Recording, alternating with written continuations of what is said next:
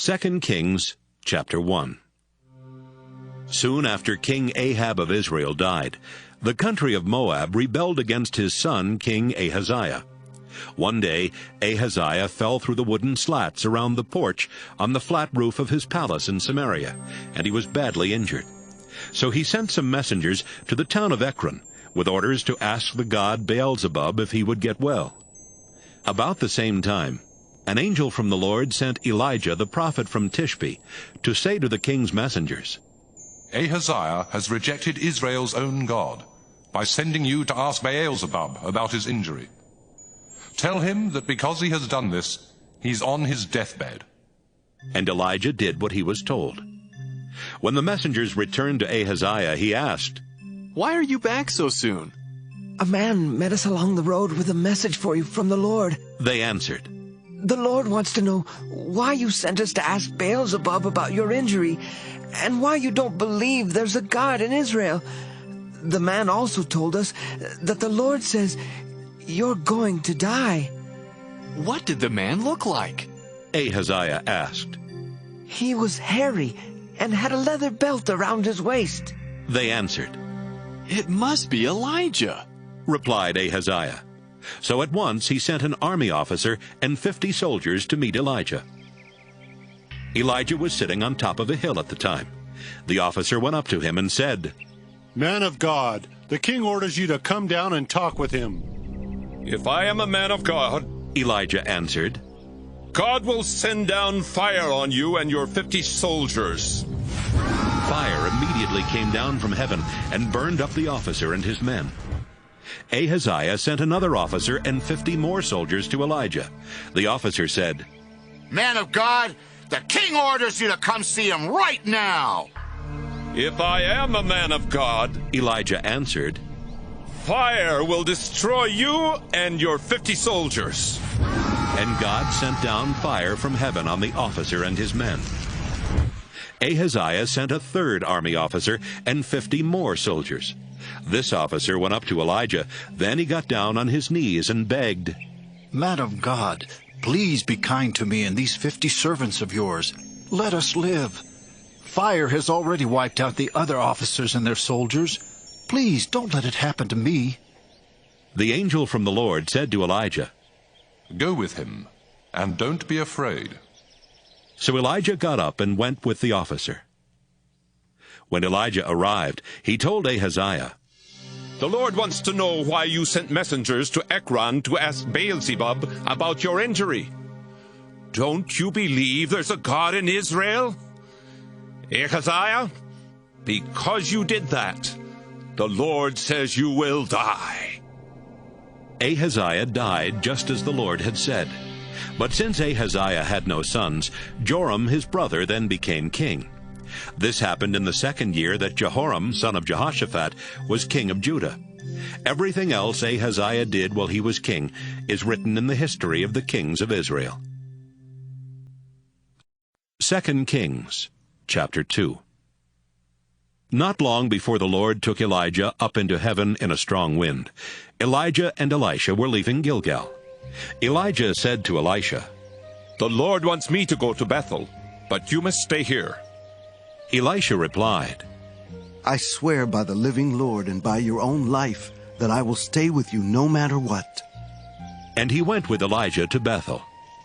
A group of prophets who lived there asked Elisha, "Do you know that today the Lord is going to take away your master?" "Yes, I do," Elisha answered. "But don't remind me of it."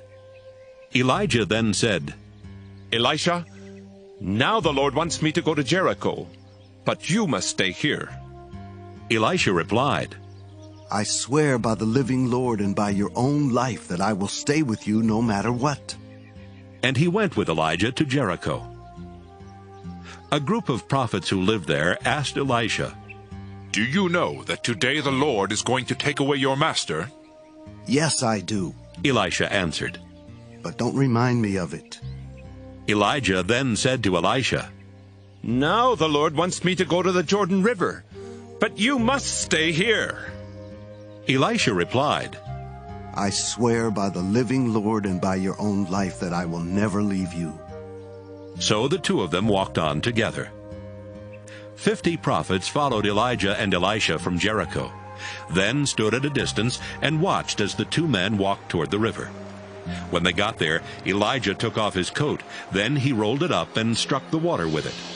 At once a path opened up through the river, and the two of them walked across on dry ground. After they had reached the other side, Elijah said, Elisha, the Lord will soon take me away. What can I do for you before that happens? Elisha answered, Please, give me twice as much of your power as you give the other prophets, so I can be the one who takes your place as their leader. It won't be easy. Elijah answered. It can happen only if you see me, as I'm being taken away. Elijah and Elisha were walking along and talking, when suddenly there appeared between them a flaming chariot pulled by fiery horses. Right away a strong wind took Elijah up into heaven. Elisha saw this and shouted, Israel's cavalry and chariots have taken my master away. After Elijah had gone, Elisha tore his clothes in sorrow. Elijah's coat had fallen off, so Elisha picked it up and walked back to the Jordan River. He struck the water with the coat and wondered, Will the Lord perform miracles for me as he did for Elijah? As soon as Elisha did this, a dry path opened up through the water, and he walked across. When the prophets from Jericho saw what happened, they said to each other, Elisha now has Elijah's power. They walked over to him, bowed down, and said, There are 50 strong men here with us. Please let them go look for your master.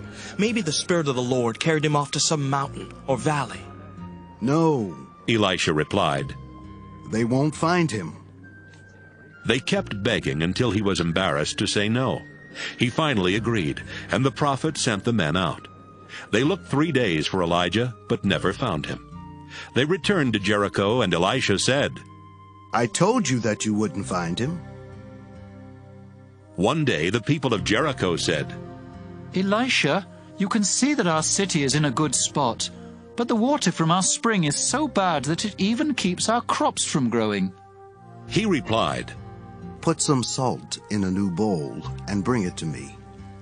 They brought him the bowl of salt, and he carried it to the spring. He threw the salt into the water and said, The Lord has made this water pure again. From now on you'll be able to grow crops, and no one will starve. The water has been fine ever since, just as Elisha said. Elisha left and headed toward Bethel. Along the way, some boys started making fun of him by shouting, Go away, Baldy! Get out of here! Elisha turned around and stared at the boys. Then he cursed them in the name of the Lord. Right away, 2 bears ran out of the woods and ripped to pieces 42 of the boys. Elisha went up to Mount Carmel, then returned to Samaria. 2 Kings, chapter 3. Joram son of Ahab became king of Israel in Jehoshaphat's 18th year as king of Judah. Joram ruled 12 years from Samaria and disobeyed the Lord by doing wrong. He tore down the stone image his father had made to honor Baal, and so he wasn't as sinful as his parents. But he kept doing the sinful things that Jeroboam son of Nebat had led Israel to do. For many years, the country of Moab had been controlled by Israel and was forced to pay taxes to the kings of Israel. King Mesha of Moab raised sheep, so he paid the king of Israel 100,000 lambs and the wool from 100,000 rams. But soon after the death of Ahab, Mesha rebelled against Israel. One day Joram left Samaria and called together Israel's army. He sent this message to King Jehoshaphat of Judah. The king of Moab has rebelled. Will you go with me to attack him? Yes, I will. Jehoshaphat answered. I am on your side, and my soldiers and horses are at your command. But which way should we go? We will march through Edom Desert. Joram replied. So Joram, Jehoshaphat, and the king of Edom led their troops out. But 7 days later there was no drinking water left for them or their animals. Joram cried out, This is terrible. The Lord must have led us out here to be captured by Moab's army. Jehoshaphat said, Which of the Lord's prophets is with us? We can find out from him what the Lord wants us to do. One of Joram's officers answered, Elisha son of Shaphat is here. He was one of Elijah's closest followers. Jehoshaphat replied, He can give us the Lord's message. The three kings went over to Elisha, and he asked Joram, Why did you come to me? Go talk to the prophets of the foreign gods your parents worshipped. No, Joram answered. It was the Lord who led us out here, so that Moab's army could capture us. Elisha said to him, I serve the Lord all-powerful, and as surely as he lives, I swear I wouldn't even look at you if I didn't respect King Jehoshaphat. Then Elisha said, Send for someone who can play the harp. The harpist began playing, and the Lord gave Elisha this message for Joram. The Lord says that this dry riverbed will be filled with water. You won't feel any wind or see any rain, but there will be plenty of water for you and your animals. That simple thing isn't all the Lord is going to do. He will also help you defeat Moab's army.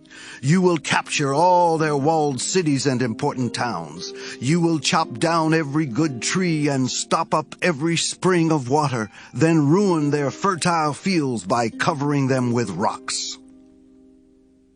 The next morning, while the sacrifice was being offered, water suddenly started flowing from the direction of Edom, and it flooded the land.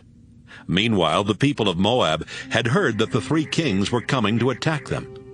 They had called together all of their fighting men, from the youngest to the oldest, and these troops were now standing at their border ready for battle. When they got up that morning, the sun was shining across the water, making it look red. The Moabite troops took one look and shouted, Look at that blood! The armies of those kings must have fought and killed each other.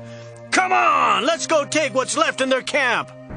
But when they arrived at Israel's camp, the Israelite soldiers came out and attacked them until they turned and ran away. Israel's army chased them all the way back to Moab, and even there they kept up the attack. The Israelites destroyed the Moabite towns. They chopped down the good trees and stopped up the springs of water, then covered the fertile fields with rocks. Finally, the only city left standing was Kir-Hareseth. But soldiers armed with slings surrounded and attacked it. King Mesha of Moab saw that he was about to be defeated. So he took along 700 soldiers with swords and tried to break through the front line where the Edomite troops were positioned. But he failed. He then grabbed his oldest son, who was to be the next king, and sacrificed him as an offering on the city wall. The Israelite troops were so horrified that they left the city and went back home. 2 Kings, chapter 4. One day the widow of one of the Lord's prophets said to Elisha, You know that before my husband died, he was a follower of yours and a worshipper of the Lord. But he owed a man some money, and now that man is on his way to take my 2 sons as his slaves. Maybe there's something I can do to help. Elisha said, What do you have in your house? Sir, I have nothing but a small bottle of olive oil. Elisha told her, Ask your neighbors for their empty jars, and after you've borrowed as many as you can, go home and shut the door behind you and your sons. Then begin filling the jars with oil, and set each one aside as you fill it. The woman left. Later, when she and her sons were back inside their house, the 2 sons brought her the jars, and she began filling them. At last she said to one of her sons, Bring me another jar. We don't have any more. He answered, and the oil stopped flowing from the small bottle. After she told Elisha what had happened, he said, Sell the oil, and use part of the money to pay what you owe the man. You and your sons can live on what is left. Once, while Elisha was in the town of Shunem, he met a rich woman who invited him to her home for dinner. After that, whenever he was in Shunem, he would have a meal there with her and her husband. Sometime later, the woman said to her husband, I'm sure the man who comes here so often is a prophet of God. Why don't we build him a small room on the flat roof of our house? We can put a bed, a table and chair, and an oil lamp in it. Then, whenever he comes, he can stay with us. The next time Elisha was in Shunem, he stopped at their house and went up to his room to rest. He said to his servant Gehazi, "This woman has been very helpful. Have her come up here to the roof for a moment." She came, and Elisha told Gehazi to say to her, "You've gone to a lot of trouble for us, and we want to help you. Is there something we can request the king or army commander to do?" The woman answered, "With my relatives nearby, I have everything I need." "Then what can we do for her?" Elisha asked Gehazi. Gehazi replied, "I do know that her husband is old, and that she doesn't have a son." "Ask her to come here again," Elisha told his servant. He called for her, and she came and stood in the doorway of Elisha's room.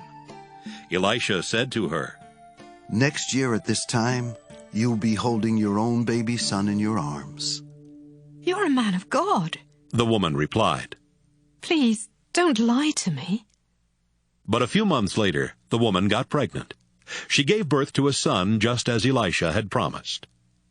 One day, while the boy was still young, he was out in the fields with his father, where the workers were harvesting the crops. Suddenly he shouted, "My head hurts! It hurts a lot!" "Carry him back to his mother," the father said to his servant. The servant picked up the boy and carried him to his mother. The boy lay on her lap all morning, and by noon he was dead.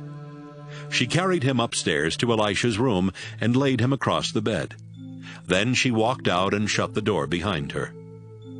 The woman called to her husband. "I need to see the prophet. Let me use one of the donkeys. Send a servant along with me, and let me leave now so I can get back quickly." "Why do you need to see him today?" her husband asked.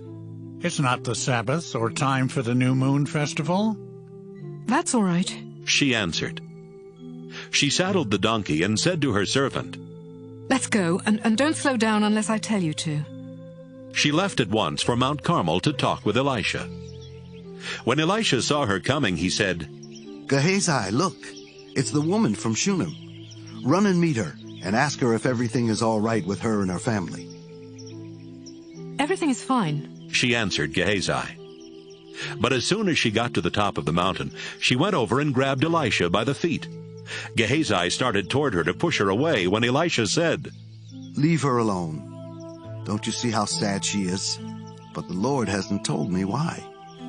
The woman said, "Sir, I begged you not to get my hopes up, and I didn't even ask you for a son." "Gehazi, get ready and go to her house," Elisha said. "Take along my walking stick, and when you get there, lay it on the boy's face. Don't stop to talk to anyone, even if they try to talk to you." But the boy's mother said to Elisha, "I swear by the living Lord and by your own life that I won't leave without you." So Elisha got up and went with them. Gehazi ran on ahead and laid Elisha's walking stick on the boy's face, but the boy didn't move or make a sound. Gehazi ran back to Elisha and said, "The boy didn't wake up." Elisha arrived at the woman's house and went straight to his room, where he saw the boy's body on his bed.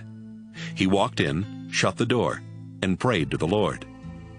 Then he got on the bed and stretched out over the dead body, with his mouth on the boy's mouth, his eyes on his eyes, and his hand on his hands. As he lay there, the boy's body became warm. Elisha got up and walked back and forth in the room. Then he went back and leaned over the boy's body. The boy sneezed 7 times and opened his eyes. Elisha called out to Gehazi, "Have the boy's mother come here." Gehazi did, and when she was at the door, Elisha said, "You can take your son." She came in and bowed down at Elisha's feet. Then she picked up her son and left. Later, Elisha went back to Gilgal, where there was almost nothing to eat, because the crops had failed. One day, while the prophets who lived there were meeting with Elisha, he said to his servant, "Fix a big pot of stew for these prophets." One of them went out into the woods to gather some herbs. He found a wild vine and picked as much of its fruit as he could carry, but he didn't know that the fruit was very sour. When he got back, he cut up the fruit and put it in the stew. The stew was served, and when the prophets started eating it, they shouted, "Elisha, this stew tastes terrible. We can't eat it." "Bring me some flour," Elisha said. He sprinkled the flour in the stew and said, "Now serve it to them." And the stew tasted fine. A man from the town of Baal-Shalisha brought Elisha some freshly cut grain and 20 loaves of bread made from the first barley that was harvested. Elisha said, "Give it to the people so they can eat." "There's not enough here for 100 people." His servant said. "Just give it to them." Elisha replied, "The Lord has promised there will be more than enough." So the servant served the bread and grain to the people. They ate and still had some left over, just as the Lord had promised. 2 Kings chapter 5. Naaman was the commander of the Syrian army. The Lord had helped him and his troops defeat their enemies, so the king of Syria respected Naaman very much. Naaman was a brave soldier, but he had leprosy. One day, while the Syrian troops were raiding Israel, they captured a girl, and she became a servant of Naaman's wife. Sometime later, the girl said, "If your husband Naaman would go to the prophet in Samaria, he would be cured of his leprosy." When Naaman told the king what the girl had said, the king replied, "Go ahead. I will give you a letter to take to the king of Israel." Naaman left and took along 750 pounds of silver, 150 pounds of gold, and 10 new outfits. He also carried the letter to the king of Israel. It said, "I am sending my servant Naaman to you. Would you cure him of his leprosy?" When the king of Israel read the letter, he tore his clothes in fear and shouted, "That Syrian king believes I can cure this man of leprosy. Does he think I'm God with power over life and death? He must be trying to pick a fight with me." As soon as Elisha the prophet heard what had happened, he sent the Israelite king this message, "Why are you so afraid? Send the man to me, so that he will know there is a prophet in Israel." Naaman left with his horses and chariots and stopped at the door of Elisha's house. Elisha sent someone outside to say to him, "Go wash 7 times in the Jordan River. Then you will be completely cured." But Naaman stormed off, grumbling, "Why couldn't he come out and talk to me? I thought for sure he would stand in front of me and pray to the Lord his God, then wave his hand over my skin and cure me. What about the Abana River or the Pharpar River? Those rivers in Damascus are just as good as any river in Israel. I could have washed in them and been cured." His servants went over to him and said, "Sir, if the prophet had told you to do something difficult, you would have done it. So why don't you do what he said? Go wash and be cured." Naaman walked down to the Jordan. He waded out into the water and stooped down in it 7 times, just as Elisha had told him. Right away he was cured, and his skin became as smooth as a child's. Naaman and his officials went back to Elisha. Naaman stood in front of him and announced, "Now I know that the God of Israel is the only God in the whole world. Sir, would you please accept a gift from me?" "I am a servant of the living Lord," Elisha answered, "and I swear that I will not take anything from you." Naaman kept begging, but Elisha kept refusing. Finally, Naaman said, "If you won't accept a gift, then please let me take home as much soil as 2 mules can pull in a wagon. Sir, from now on I will offer sacrifices only to the Lord. But I pray that the Lord will forgive me when I go into the temple of the god Rimmon and bow down there with the king of Syria." "Go on home, and don't worry about that," Elisha replied. Then Naaman left. After Naaman had gone only a short distance, Gehazi said to himself, "Elisha let that Syrian off too easy. He should have taken Naaman's gift. I swear by the living Lord that I will talk to Naaman myself and get something from him." So he hurried after Naaman. When Naaman saw Gehazi running after him, he got out of his chariot to meet him. Naaman asked, "Is everything all right?" "Yes," Gehazi answered. "But my master has sent me to tell you about 2 young prophets from the hills of Ephraim. They came asking for help, and now Elisha wants to know if you would give them about 75 pounds of silver and some new clothes." "Sure. Naaman replied, "But why don't you take twice that amount of silver?" He convinced Gehazi to take it all, then put the silver in 2 bags. He handed the bags and the clothes to his 2 servants, and they carried them for Gehazi. When they reached the hill where Gehazi lived, he took the bags from the servants and placed them in his house, then sent the men away. After they had gone, Gehazi went in and stood in front of Elisha, who asked, Gehazi, where have you been? Nowhere, sir. Gehazi answered. Elisha asked, Don't you know that my spirit was there when Naaman got out of his chariot to talk with you? Gehazi, you have no right to accept money or clothes, olive orchards, a vineyard, sheep or cattle or servants. Because of what you've done, Naaman's leprosy will now be on you and your descendants forever. Suddenly Gehazi's skin became white with leprosy, and he left.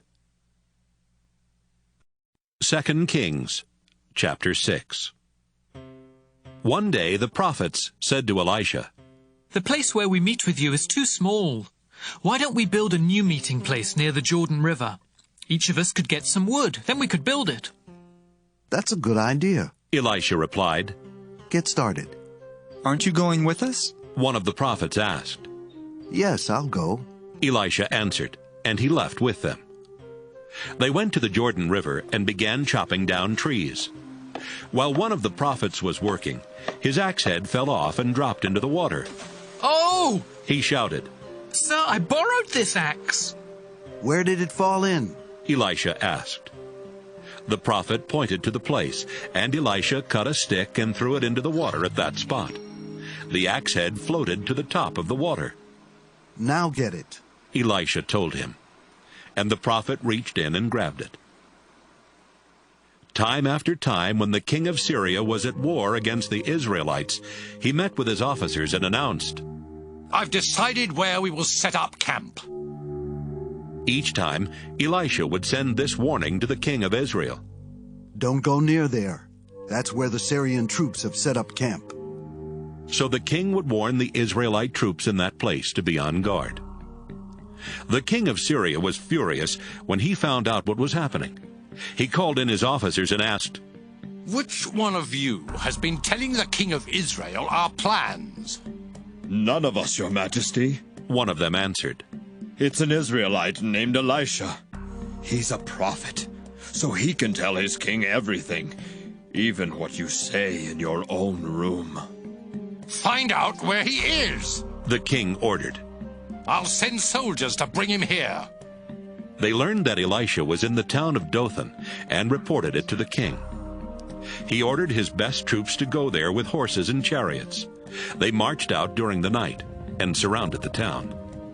When Elisha's servant got up the next morning, he saw that Syrian troops had the town surrounded. "Sir, what are we going to do?" he asked. Don't be afraid, Elisha answered. There are more troops on our side than on theirs. Then he prayed, Lord, please help him to see.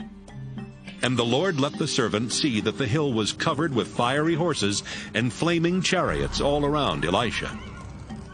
As the Syrian army came closer, Elisha prayed, Lord, make these soldiers blind. And the Lord blinded them with a bright light. Elisha told the enemy troops, You've taken the wrong road and are in the wrong town. Follow me. I'll lead you to the man you're looking for. Elisha led them straight to the capital city of Samaria. When all the soldiers were inside the city, Elisha prayed, Lord, now let them see again. The Lord let them see that they were standing in the middle of Samaria. The king of Israel saw them and asked Elisha, Should I kill them, sir? No, Elisha answered. You didn't capture these troops in battle, so you have no right to kill them. Instead, give them something to eat and drink, and let them return to their leader. The king ordered a huge meal to be prepared for Syria's army, and when they finished eating, he let them go. For a while, the Syrian troops stopped invading Israel's territory. Some time later, King Ben-Hadad of Syria called his entire army together. Then they marched to Samaria and attacked. They kept up the attack until there was nothing to eat in the city. In fact, a donkey's head cost about 2 pounds of silver, and a small bowl of pigeon droppings cost about 2 ounces of silver. One day, as the king of Israel was walking along the top of the city wall, a woman shouted to him, "Please, Your Majesty, help me." Let the Lord help you, the king said. Do you think I have grain or wine to give you? Then he asked, What's the matter anyway? The woman answered, Another woman and I were so hungry that we agreed to eat our sons. She said if we ate my son one day, we could eat hers the next day. So yesterday we cooked my son and ate him. But today, when I went to her house to eat her son, she had hidden him. The king tore off his clothes in sorrow, and since he was on top of the city wall, the people saw that he was wearing sackcloth underneath. He said, I pray that God will punish me terribly if Elisha's head is still on his shoulders by this time tomorrow. Then he sent a messenger to Elisha. Elisha was home at the time, and the important leaders of Israel were meeting with him. Even before the king's messenger arrived, Elisha told the leaders, That murderer is sending someone to cut off my head. When you see him coming, shut the door and don't let him in. I'm sure the king himself will be right behind him. Before Elisha finished talking, the messenger came up and said, The Lord has made all these terrible things happen to us. Why should I think he will help us now? 2 Kings, chapter 7. Elisha answered, I have a message for you. The Lord promises that tomorrow here in Samaria, you will be able to buy a large sack of flour or 2 large sacks of barley for almost nothing. The chief officer there with the king replied, I don't believe it. Even if the Lord sent a rainstorm, it couldn't produce that much grain by tomorrow. You will see it happen, but you won't eat any of the food. Elisha warned him. About the same time, 4 men with leprosy were just outside the gate of Samaria.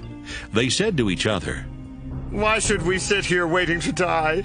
There's nothing to eat in the city, so we would starve if we went inside.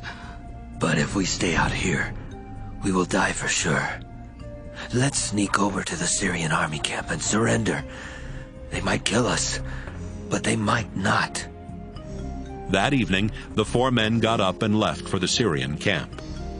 As they walked toward the camp, the Lord caused the Syrian troops to hear what sounded like the roar of a huge cavalry. The soldiers said to each other, Listen, the king of Israel must have hired Hittite and Egyptian troops to attack us. Let's get out of here. So they ran out of their camp that night, leaving their tents and horses and donkeys. When the 4 men with leprosy reached the edge of the Syrian camp, no one was there. They walked into one of the tents, where they ate and drank, before carrying off clothes as well as silver and gold. They hid all this, then walked into another tent. They took what they wanted and hid it too. They said to each other, This isn't right. Today is a day to celebrate, and we haven't told anyone else what has happened. If we wait until morning, we'll be punished. Let's go to the king's palace right now and tell the good news. They went back to Samaria and shouted up to the guards at the gate, We've just come from the Syrian army camp, and all the soldiers are gone. The tents are empty, and the horses and donkeys are still tied up. We didn't see or hear anybody. The guards reported the news to the king's palace. The king got out of bed and said to his officers, I know what those Syrians are doing. They know we're starving, so they're hiding in the fields, hoping we will go out to look for food. When we do, they can capture us and take over our city. One of his officers replied, We have a few horses left. Why don't we let some men take 5 of them and go down to the Syrian camp and see what's happening? We're going to die anyway, like those who have already died. They found 2 chariots, and the king commanded the men to find out what had happened to the Syrian troops. The men rode as far as the Jordan River. All along the way, they saw clothes and equipment that the Syrians had thrown away as they escaped. Then they went back to the king and told him what they had seen. At once the people went to the Syrian camp and carried off what was left. They took so much that a large sack of flour and 2 large sacks of barley sold for almost nothing, just as the Lord had promised. The king of Israel had put his chief officer in charge of the gate, but he died when the people trampled him as they rushed out of the city. Earlier, when the king was at Elisha's house, Elisha had told him that flour or barley would sell for almost nothing. But the officer refused to believe that even the Lord could do that. So Elisha warned him that he would see it happen, but would not eat any of the food. And that's exactly what happened. The officer was trampled to death. 2 Kings, chapter 8. Elisha told the woman whose son he had brought back to life, "The Lord has warned that there will be no food here for 7 years. Take your family and go live somewhere else for a while." The woman did exactly what Elisha had said, and went to live in Philistine territory. She and her family lived there 7 years. Then she returned to Israel and immediately begged the king to give back her house and property. Meanwhile, the king was asking Gehazi, the servant of Elisha, about the amazing things Elisha had been doing.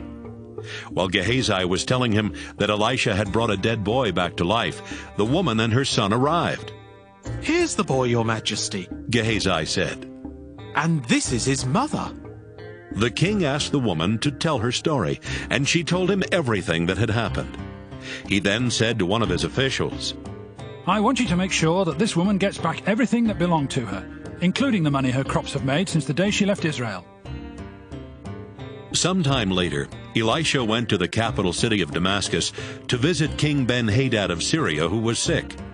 And when Ben-Hadad was told he was there, he said to Hazael, "Go meet with Elisha, the man of God, and have him ask the Lord if I will get well, and take along a gift for him."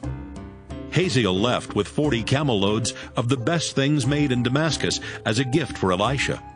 He found the prophet and said, "Your servant King Ben-Hadad wants to know if he will get well."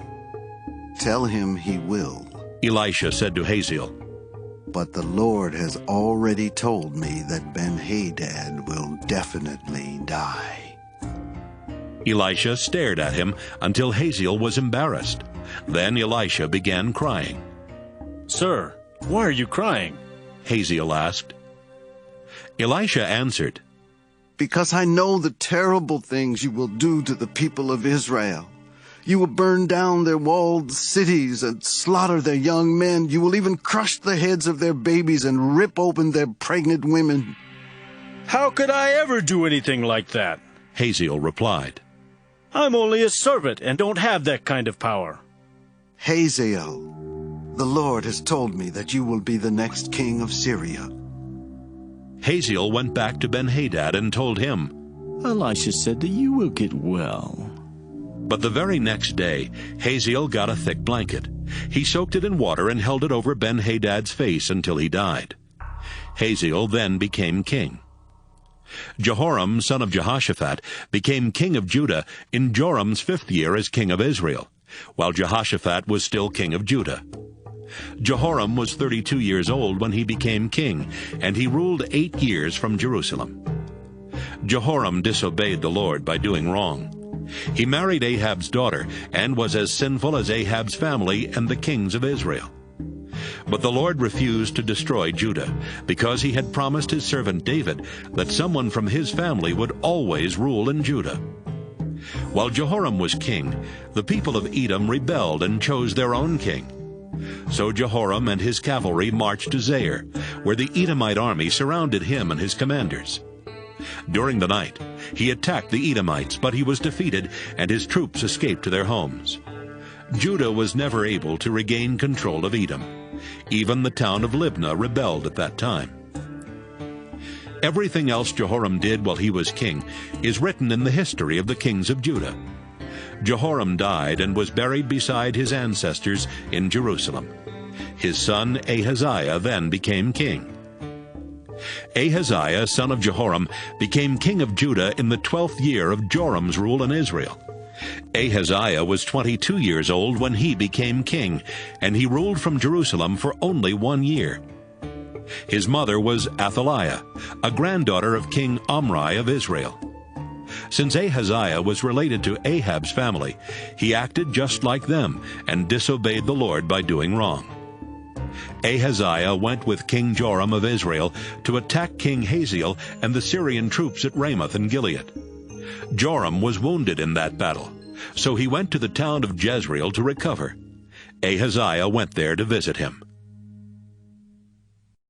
2 Kings chapter 9. One day Elisha called for one of the other prophets and said, "Take this bottle of olive oil and get ready to go to the town of Ramoth in Gilead. When you get there, find Jehu, son of Jehoshaphat and grandson of Nimshi. Take him to a place where the two of you can be alone. Then pour olive oil on his head to show that he is the new king. Say to him, 'The Lord has chosen you to be king of Israel.' Then leave quickly. Don't wait around for anything." The young prophet left for Ramoth. When he arrived, the army officers were meeting together. "Sir, I have a message for you," he said. "For which one of us?" Jehu asked. "You, sir," the prophet answered. So Jehu got up and went inside. The prophet poured olive oil on Jehu's head and told him, "The Lord God of Israel has this message for you. I am the Lord, and I have chosen you to be king of my people Israel.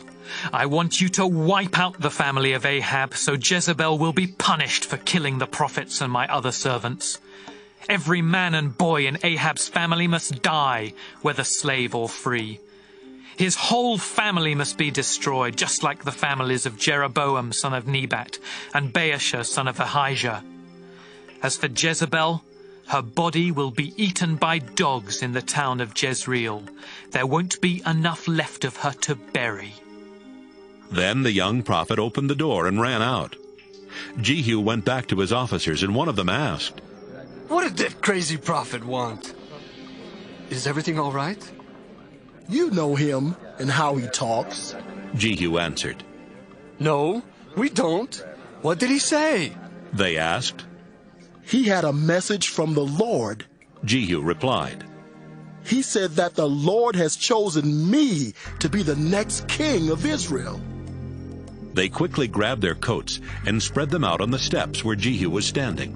Someone blew a trumpet, and everyone shouted, "Jehu is king!" King Joram of Israel had been badly wounded in the battle at Ramoth, trying to defend it against King Hazael and the Syrian army. Joram was now recovering in Jezreel, and King Ahaziah of Judah was there visiting him. Meanwhile, Jehu was in Ramoth, making plans to kill Joram. He said to his officers, "If you want me to be king, then don't let anyone leave this town. They might go to Jezreel and tell Joram." Then Jehu got in his chariot and rode to Jezreel. When the guard in the watchtower at Jezreel saw Jehu and his men riding up, he shouted to the king, "I see a bunch of men coming this way." Joram ordered, "Send someone out to ask them if this is a friendly visit." One of the soldiers rode out and said to Jehu, "King Joram wants to know if this is a friendly visit." "What's it to you?" Jehu asked. "Just stay behind me with the rest of my troops." About the same time, the guard in the watchtower said, "Your Majesty, the rider got there, but he isn't coming back."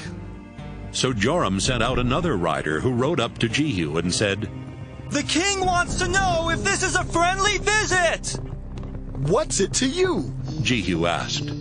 "Just get behind me with the rest of my troops." The guard in the watchtower said, "Your Majesty, the rider got there, but he isn't coming back either. Wait a minute. That one man is a reckless chariot driver. It must be Jehu." Joram commanded, "Get my chariot ready." Then he and Ahaziah got in their chariots and rode out to meet Jehu. They all met on the land that had belonged to Naboth.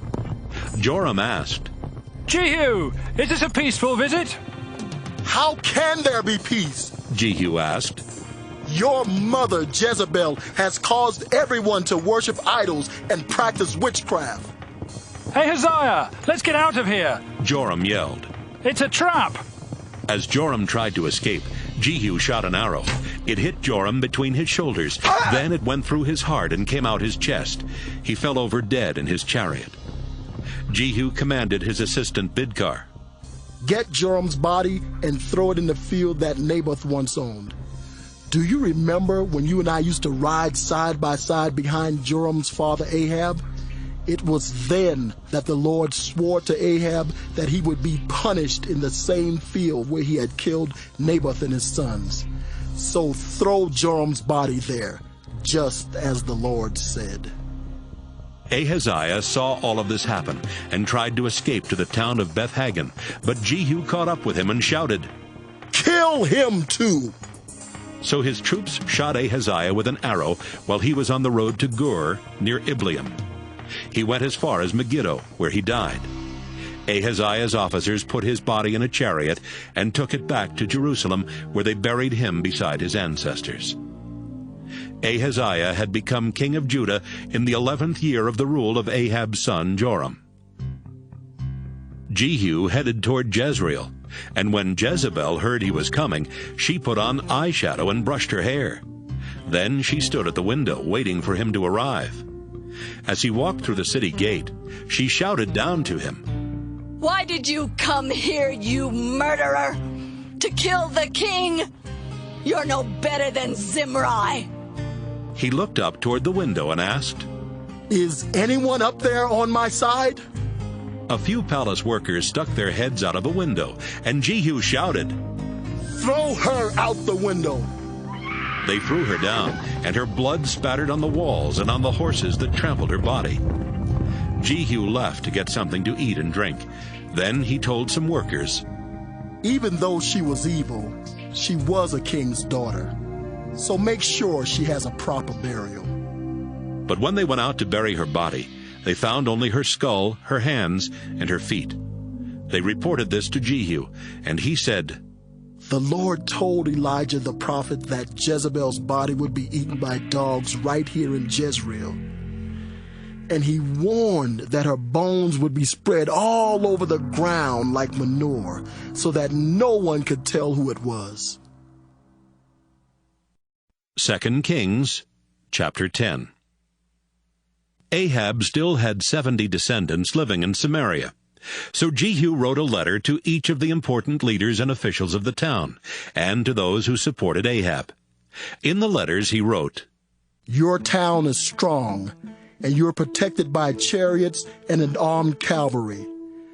And I know that King Ahab's descendants live there with you. So as soon as you read this letter, choose the best person for the job and make him the next king. Then be prepared to defend Ahab's family. The officials and leaders read the letters and were very frightened. They said to each other, Jehu has already killed King Joram and King Ahaziah. We have to do what he says. The prime minister, the mayor of the city, as well as the other leaders and Ahab's supporters, sent this answer to Jehu. We are your servants, your majesty, and we will do whatever you tell us. But it's not our place to choose someone to be king. You do what you think is best. Jehu then wrote another letter which said, If you are on my side and will obey me, then prove it. Bring me the heads of the descendants of Ahab, and be here in Jezreel by this time tomorrow. The 70 descendants of King Ahab were living with some of the most important people of the city. And when these people read Jehu's second letter, they called together all 70 of Ahab's descendants. They killed them, put their heads in baskets, and sent them to Jezreel. When Jehu was told what had happened, he said, Put the heads in 2 piles at the city gate, and leave them there until morning. The next morning, Jehu went out and stood where everyone could hear him, and he said, You people are not guilty of anything. I'm the one who plotted against Joram and had him killed. But who killed all these men? Listen to me. Everything the Lord's servant Elijah promised about Ahab's family will come true. Then Jehu killed the rest of Ahab's relatives living in Jezreel, as well as his highest officials, his priests, and his closest friends. No one in Ahab's family was left alive in Jezreel. Jehu left for Samaria, and along the way he met some relatives of King Ahaziah of Judah at a place where shepherds meet. He asked, "Who are you?" "We are relatives of Ahaziah," they answered. "We're going to visit his family." "Take them alive," Jehu said to his officers. So they grabbed them and led them to the well near the shepherds' meeting place, where they killed all 42 of them. As Jehu went on, he saw Jehonadab, son of Rechab, coming to meet him. Jehu greeted him, then said, "Jehonadab, I'm on your side. Are you on mine?" "Yes, I am." "Then give me your hand," Jehu answered. He helped Jehonadab into his chariot and said, "Come with me and see how faithful I am to the Lord." They rode together in Jehu's chariot to Samaria. Jehu killed everyone there who belonged to Ahab's family, as well as all his officials. Everyone in his family was now dead, just as the Lord had promised Elijah. Jehu called together the people in Samaria and said, "King Ahab sometimes worshiped Baal, but I will be completely faithful to Baal. I'm going to offer a huge sacrifice to him. So invite his prophets and priests, and be sure everyone who worships him is there. Anyone who doesn't come will be killed." But this was a trick. Jehu was really planning to kill the worshippers of Baal. He said, "Announce a day of worship for Baal." After the day had been announced, Jehu sent an invitation to everyone in Israel. All the worshippers of Baal came, and the temple was filled from one end to the other. Jehu told the official in charge of the sacred robes to make sure that everyone had a robe to wear. Jehu and Jehonadab went into the temple, and Jehu said to the crowd, "Look around and make sure that only the worshippers of Baal are here. No one who worships the Lord is allowed in." Then they began to offer sacrifices to Baal. Earlier, Jehu had ordered 80 soldiers to wait outside the temple. He had warned them, "I will get all these worshippers here, and if any of you let even one of them escape, you will be killed instead." As soon as Jehu finished offering the sacrifice, he told the guards and soldiers, "Come in and kill them. Don't let anyone escape." They slaughtered everyone in the crowd and threw the bodies outside. Then they went back into the temple and carried out the image of Baal. They burned it and broke it into pieces. Then they completely destroyed Baal's temple. And since that time, it's been nothing but a public toilet. That's how Jehu stopped the worship of Baal in Israel. But he did not stop the worship of the gold statues of calves at Dan and Bethel that Jeroboam had made for the people to worship. Later the Lord said, "Jehu, you have done right by destroying Ahab's entire family, just as I had planned. So I will make sure that the next 4 kings of Israel will come from your own family." But Jehu did not completely obey the commands of the Lord God of Israel. Instead, he kept doing the sinful things that Jeroboam had caused the Israelites to do. In those days, the Lord began to reduce the size of Israel's territory. King Hazael of Syria defeated the Israelites and took control of the regions of Gilead and Bashan, east of the Jordan River, and north of the town of Aroer, near the Arnon River. This was the land where the tribes of Gad, Reuben, and Manasseh had once lived. Everything else Jehu did while he was king, including his brave deeds, is written in the history of the kings of Israel. Jehu died and was buried in Samaria, and his son Jehoahaz became king. Jehu had ruled Israel 28 years from Samaria.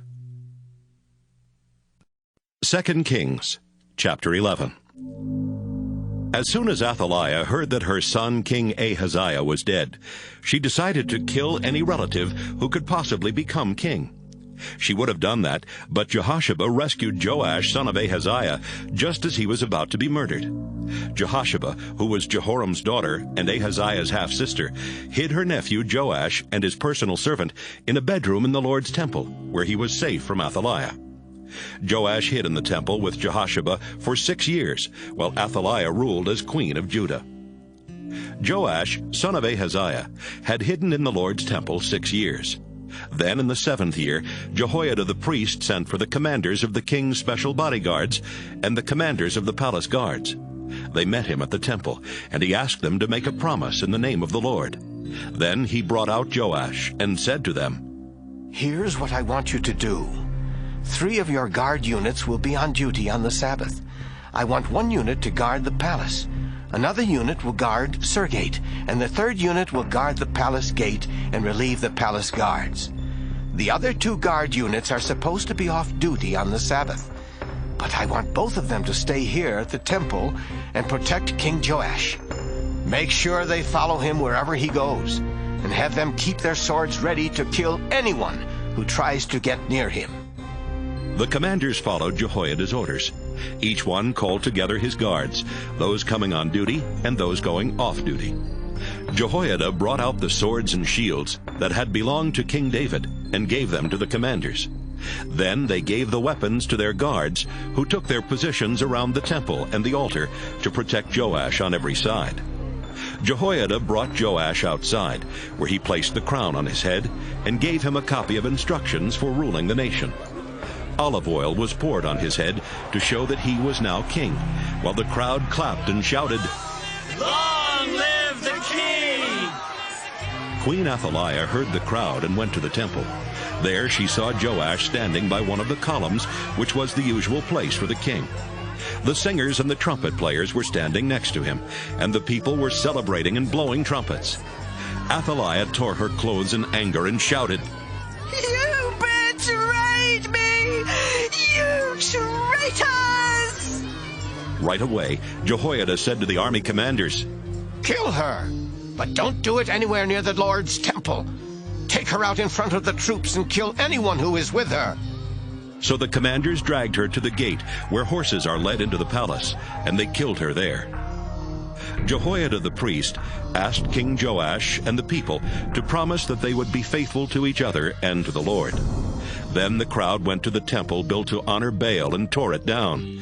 They smashed the altars and idols and killed Mattan, the priest of Baal, right in front of the altars. After Jehoiada had placed guards around the Lord's temple, he called together all the commanders, the king's special bodyguards, the palace guards, and the people.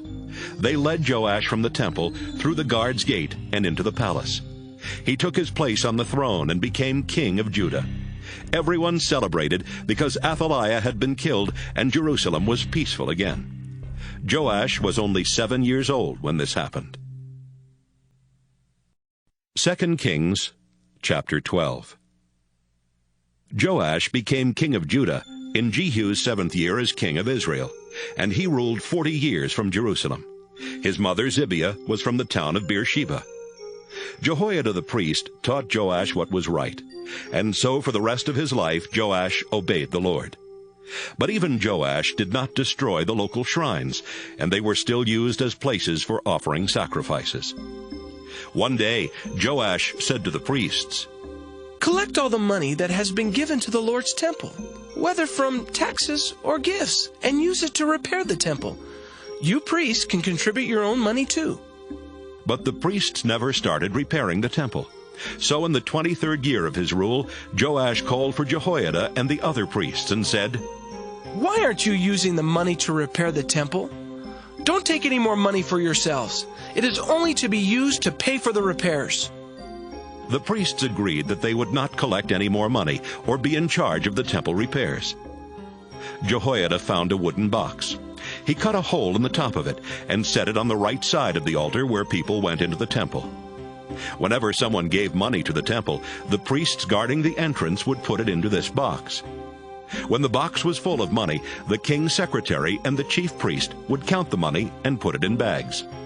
Then they would give it to the men supervising the repairs to the temple. Some of the money was used to pay the builders, the woodworkers, the stonecutters, and the men who built the walls. And some was used to buy wood and stone, and to pay any other costs for repairing the temple. While the repairs were being made, the money that was given to the temple was not used to make silver bowls, lamp snuffers, small sprinkling bowls, trumpets, or anything gold or silver for the temple. It went only to pay for repairs. The men in charge were honest, so no one had to keep track of the money. The fines that had to be paid, along with the sacrifices to make things right and the sacrifices for sin, did not go to the temple. This money belonged only to the priests. About the same time, King Hazael of Syria attacked the town of Gath and captured it. Next, he decided to attack Jerusalem. So Joash collected everything he and his ancestors, Jehoshaphat, Jehoram, and Ahaziah, had dedicated to the Lord, as well as the gold in the storage rooms in the temple and palace. He sent it all to Hazael as a gift, and when Hazael received it, he ordered his troops to leave Jerusalem. Everything else Joash did while he was king is written in the history of the kings of Judah. At the end of his rule, some of his officers rebelled against him. Jozabad, son of Shimeath, and Jehozabad, son of Shomer, murdered him in a building where the land was filled in on the east side of Jerusalem, near the road to Silla. Joash was buried beside his ancestors in Jerusalem, and his son Amaziah became king. 2 Kings, chapter 13. Jehoahaz, son of Jehu, became king of Israel in the 23rd year of Joash's rule in Judah. Jehoahaz ruled 17 years from Samaria and disobeyed the Lord by doing wrong. He never stopped following the example of Jeroboam, who had caused the Israelites to sin. The Lord was angry at the Israelites, so he let King Hazael of Syria and his son Ben-Hadad rule over them for a long time. Jehoahaz prayed to the Lord for help, and the Lord saw how terribly Hazael was treating the Israelites. He answered Jehoahaz by sending Israel a leader who rescued them from the Syrians, and the Israelites lived in peace as they had before. But Hazael had defeated Israel's army so badly that Jehoahaz had only 10 chariots, 50 cavalry troops, and 10,000 regular soldiers left in his army. The Israelites kept sinning and following the example of Jeroboam's family. They did not tear down the sacred poles that had been set up in Samaria for the worship of the goddess Asherah. Everything else Jehoahaz did while he was king, including his brave deeds, is written in the history of the kings of Israel. Jehoahaz died and was buried in Samaria, and his son Jehoash became king. Jehoash became king of Israel in the 37th year of Joash's rule in Judah, and he ruled 16 years from Samaria. He disobeyed the Lord by doing just like Jeroboam, who had caused the Israelites to sin. Everything else Jehoash did while he was king, including his war against King Amaziah of Judah, is written in the history of the kings of Israel. Jehoash died and was buried in Samaria beside the other Israelite kings. His son Jeroboam then became king. Sometime before the death of King Jehoash, Elisha the prophet was very sick and about to die. Jehoash went in and stood beside him crying. He said, Master, what will Israel's chariots and cavalry be able to do without you? Grab a bow and some arrows, Elisha told him, and hold them in your hand. Jehoash grabbed the bow and arrows and held them. Elisha placed his hand on the king's hand and said, Open the window facing east. When it was open, Elisha shouted, Now shoot. Jehoash shot an arrow, and Elisha said, That arrow is a sign that the Lord will help you completely defeat the Syrian army at Aphek. Elisha said, Pick up the arrows and hit the ground with them. Jehoash grabbed the arrows and hit the ground 3 times, then stopped. Elisha became angry at the king and exclaimed, If you had struck it 5 or 6 times, you would completely wipe out the Syrians. Now you will defeat them only 3 times. Elisha died and was buried. Every year in the spring, Moab's leaders sent raiding parties into Israel. Once, while some Israelites were burying a man's body, they saw a group of Moabites. The Israelites quickly threw the body into Elisha's tomb and ran away. As soon as the man's body touched the bones of Elisha, the man came back to life and stood up. Israel was under the power of King Hazael of Syria during the entire rule of Jehoahaz. But the Lord was kind to the Israelites and showed them mercy because of his solemn agreement with their ancestors, Abraham, Isaac, and Jacob. In fact, he has never turned his back on them or let them be completely destroyed. Hazael died, and his son Ben-Hadad then became king of Syria. King Jehoash of Israel attacked and defeated the Syrian army 3 times. He took back from Ben-Hadad all the towns Hazael had captured in battle from his father Jehoahaz. 2 Kings, chapter 14. Amaziah, son of Joash, became king of Judah in the 2nd year of Jehoash's rule in Israel. Amaziah was 25 years old when he became king, and he ruled 29 years from Jerusalem, which was also the hometown of his mother Jehoaddan. Amaziah followed the example of his father Joash by obeying the Lord and doing right. But he was not as faithful as his ancestor David. Amaziah did not destroy the local shrines, and they were still used as places for offering sacrifices. As soon as Amaziah had control of Israel, he arrested and killed the officers who had murdered his father. But the children of those officers were not killed. The Lord had commanded in the law of Moses that only the people who sinned were to be punished, not their parents or children. While Amaziah was king, he killed 10,000 Edomite soldiers in Salt Valley. He captured the town of Selah and renamed it Joktheel, which is still its name. One day, Amaziah sent a message to King Jehoash of Israel. "Come out and face me in battle." Jehoash sent back this reply. Once upon a time, a small thorn bush in Lebanon announced that his son was going to marry the daughter of a large cedar tree. But a wild animal came along and trampled the small bush. Amaziah, you think you're so powerful because you defeated Edom. Go ahead and celebrate, but stay at home. If you cause any trouble, both you and your kingdom of Judah will be destroyed. But Amaziah refused to listen.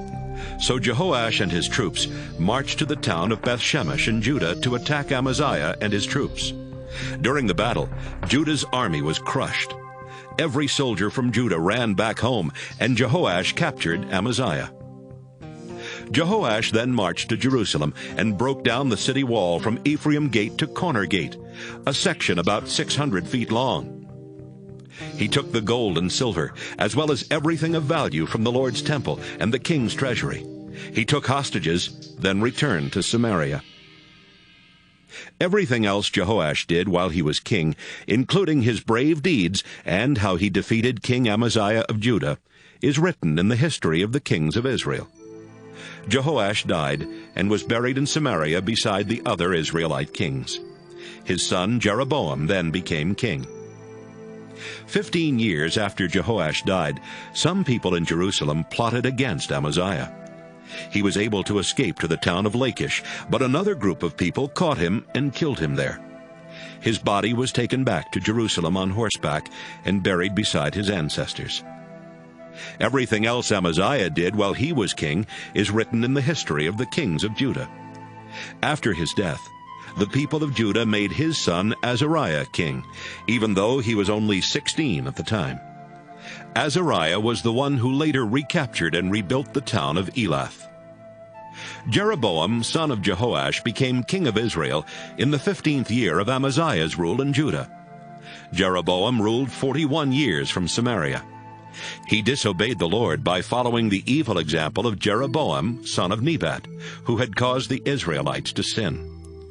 Jeroboam extended the boundaries of Israel from Lebo-Hamath in the north to the Dead Sea in the south, just as the Lord had promised his servant Jonah, son of Amittai, who was a prophet from Gath-Hepher.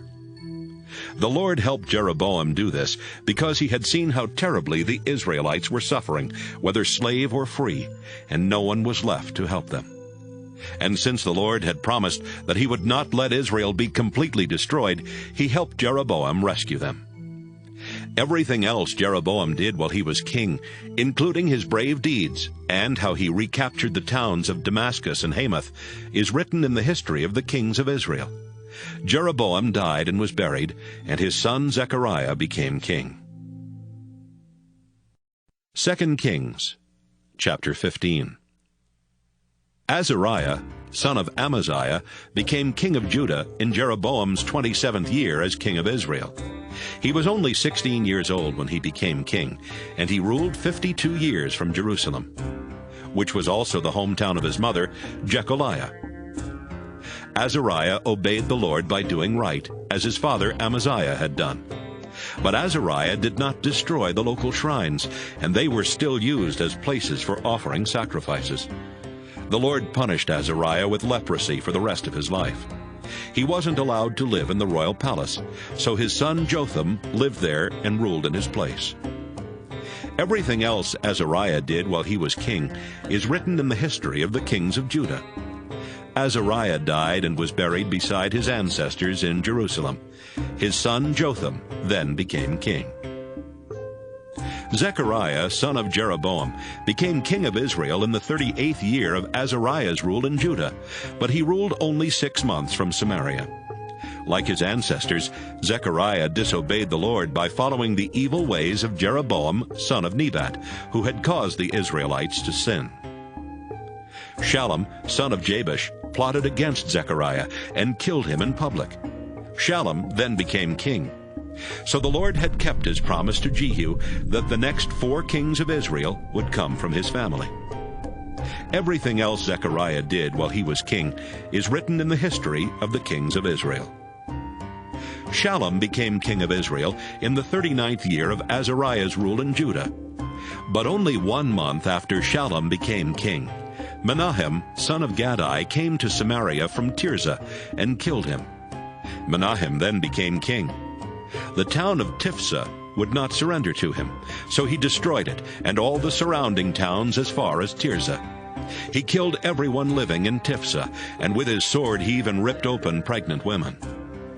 Everything else Shallum did while he was king, including his plot against Zechariah, is written in the history of the kings of Israel. Menahem became king of Israel in Azariah's 39th year as king of Judah, and he ruled Israel 10 years from Samaria. He constantly disobeyed the Lord by following the example of Jeroboam, son of Nebat, who had caused the Israelites to sin.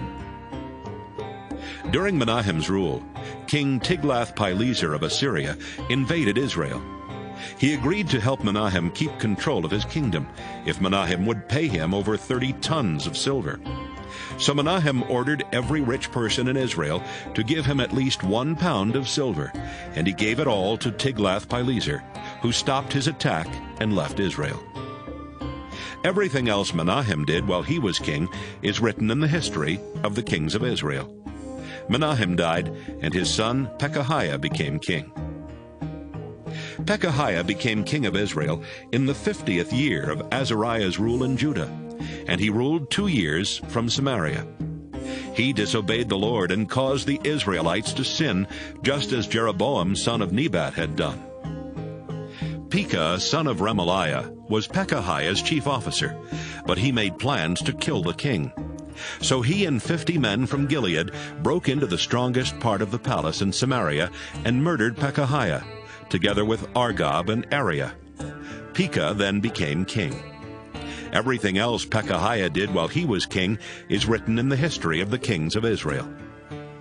Pekah, son of Remaliah, became king of Israel in Azariah's 52nd year as king of Judah, and he ruled 20 years from Samaria.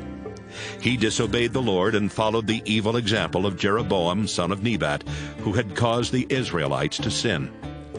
During Pekah's rule, King Tiglath-Pileser of Assyria marched into Israel. He captured the territories of Gilead and Galilee, including the towns of Ijon, Abel-Beth-Maachah, Genoa, Kedesh, and Hazor, as well as the entire territory of Naphtali. Then he took Israelites from those regions to Assyria as prisoners.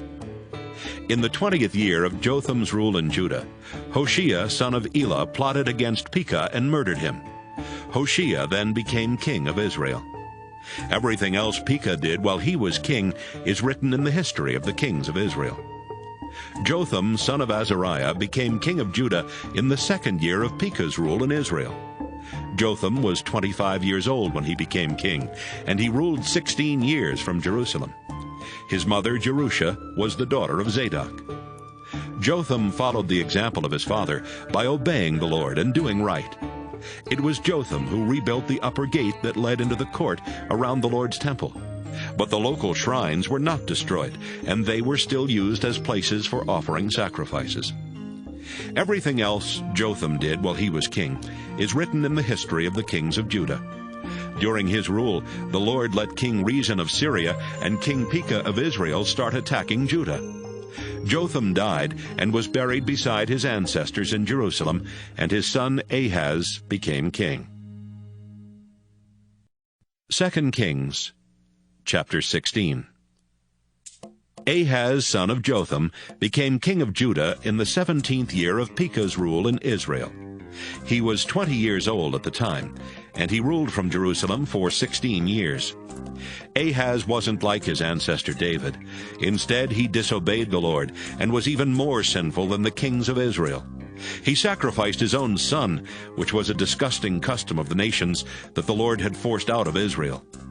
Ahaz offered sacrifices at the local shrines, as well as on every hill and in the shade of large trees. While Ahaz was ruling Judah, the king of Edom recaptured the town of Elath from Judah and forced out the people of Judah. Edomites then moved into Elath, and they still live there. About the same time, King Rezin of Syria and King Pekah of Israel marched to Jerusalem and attacked, but they could not capture it. Ahaz sent a message to King Tiglath-Pileser of Assyria that said, "Your Majesty, King Rezin and King Pekah are attacking me, your loyal servant. Please come and rescue me." Along with the message, Ahaz sent silver and gold from the Lord's temple and from the palace treasury as a gift for the Assyrian king. As soon as Tiglath-Pileser received the message, he and his troops marched to Syria. He captured the capital city of Damascus. Then he took the people living there to the town of Kir as prisoners and killed King Rezin. Later, Ahaz went to Damascus to meet Tiglath-Pileser. And while Ahaz was there, he saw an altar and sent a model of it back to Uriah the priest, along with the plans for building one. Uriah followed the plans and built an altar exactly like the one in Damascus, finishing it just before Ahaz came back. When Ahaz returned, he went to see the altar and to offer sacrifices on it. He walked up to the altar and poured wine over it. Then he offered sacrifices to please the Lord, to give him thanks, and to ask for his blessings. After that, he had the bronze altar moved aside, so his new altar would be right in front of the Lord's temple. He told Uriah the priest, "From now on, the morning and evening sacrifices, as well as all gifts of grain and wine, are to be offered on this altar. The sacrifices for the people and for the king must also be offered here.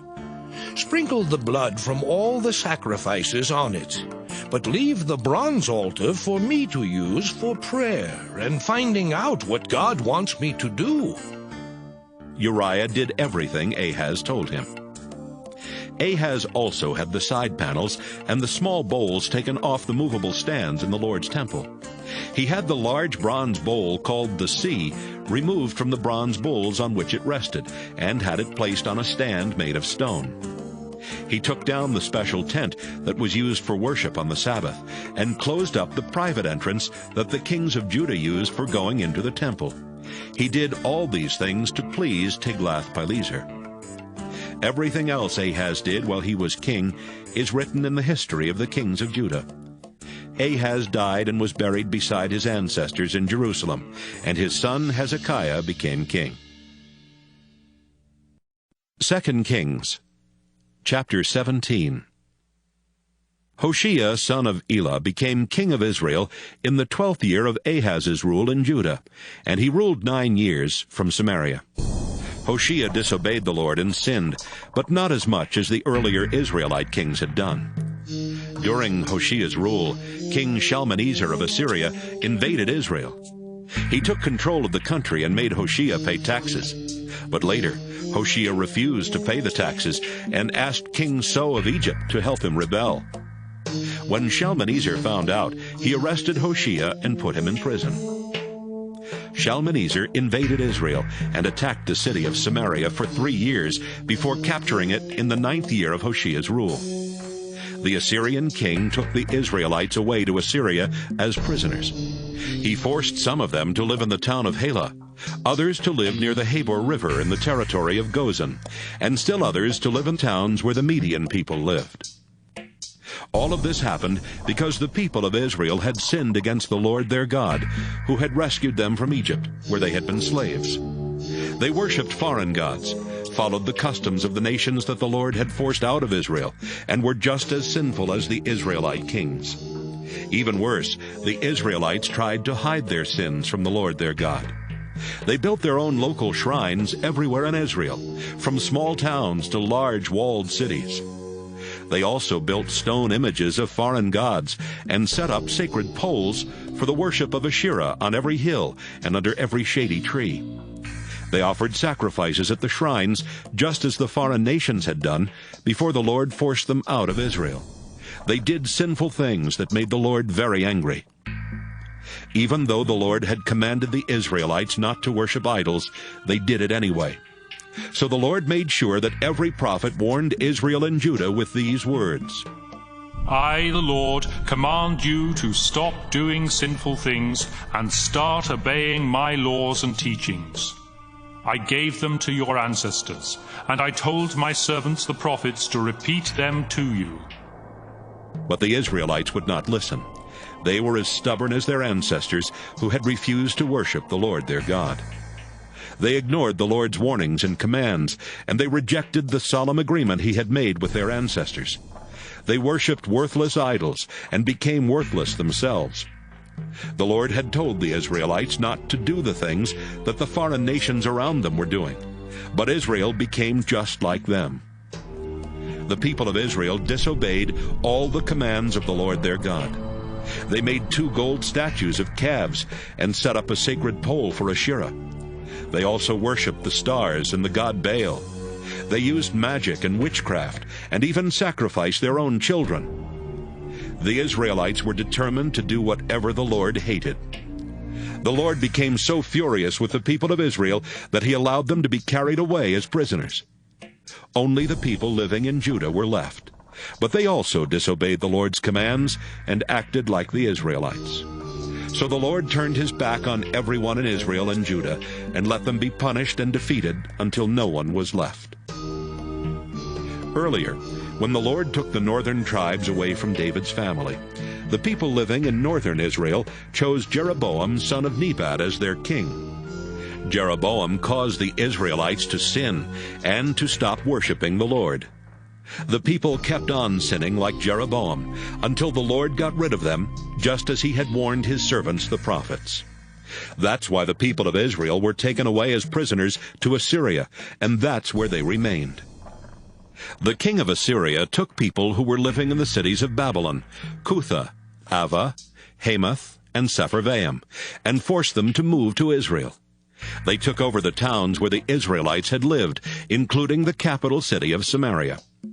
At first these people did not worship the Lord, so he sent lions to attack them, and the lions killed some of them.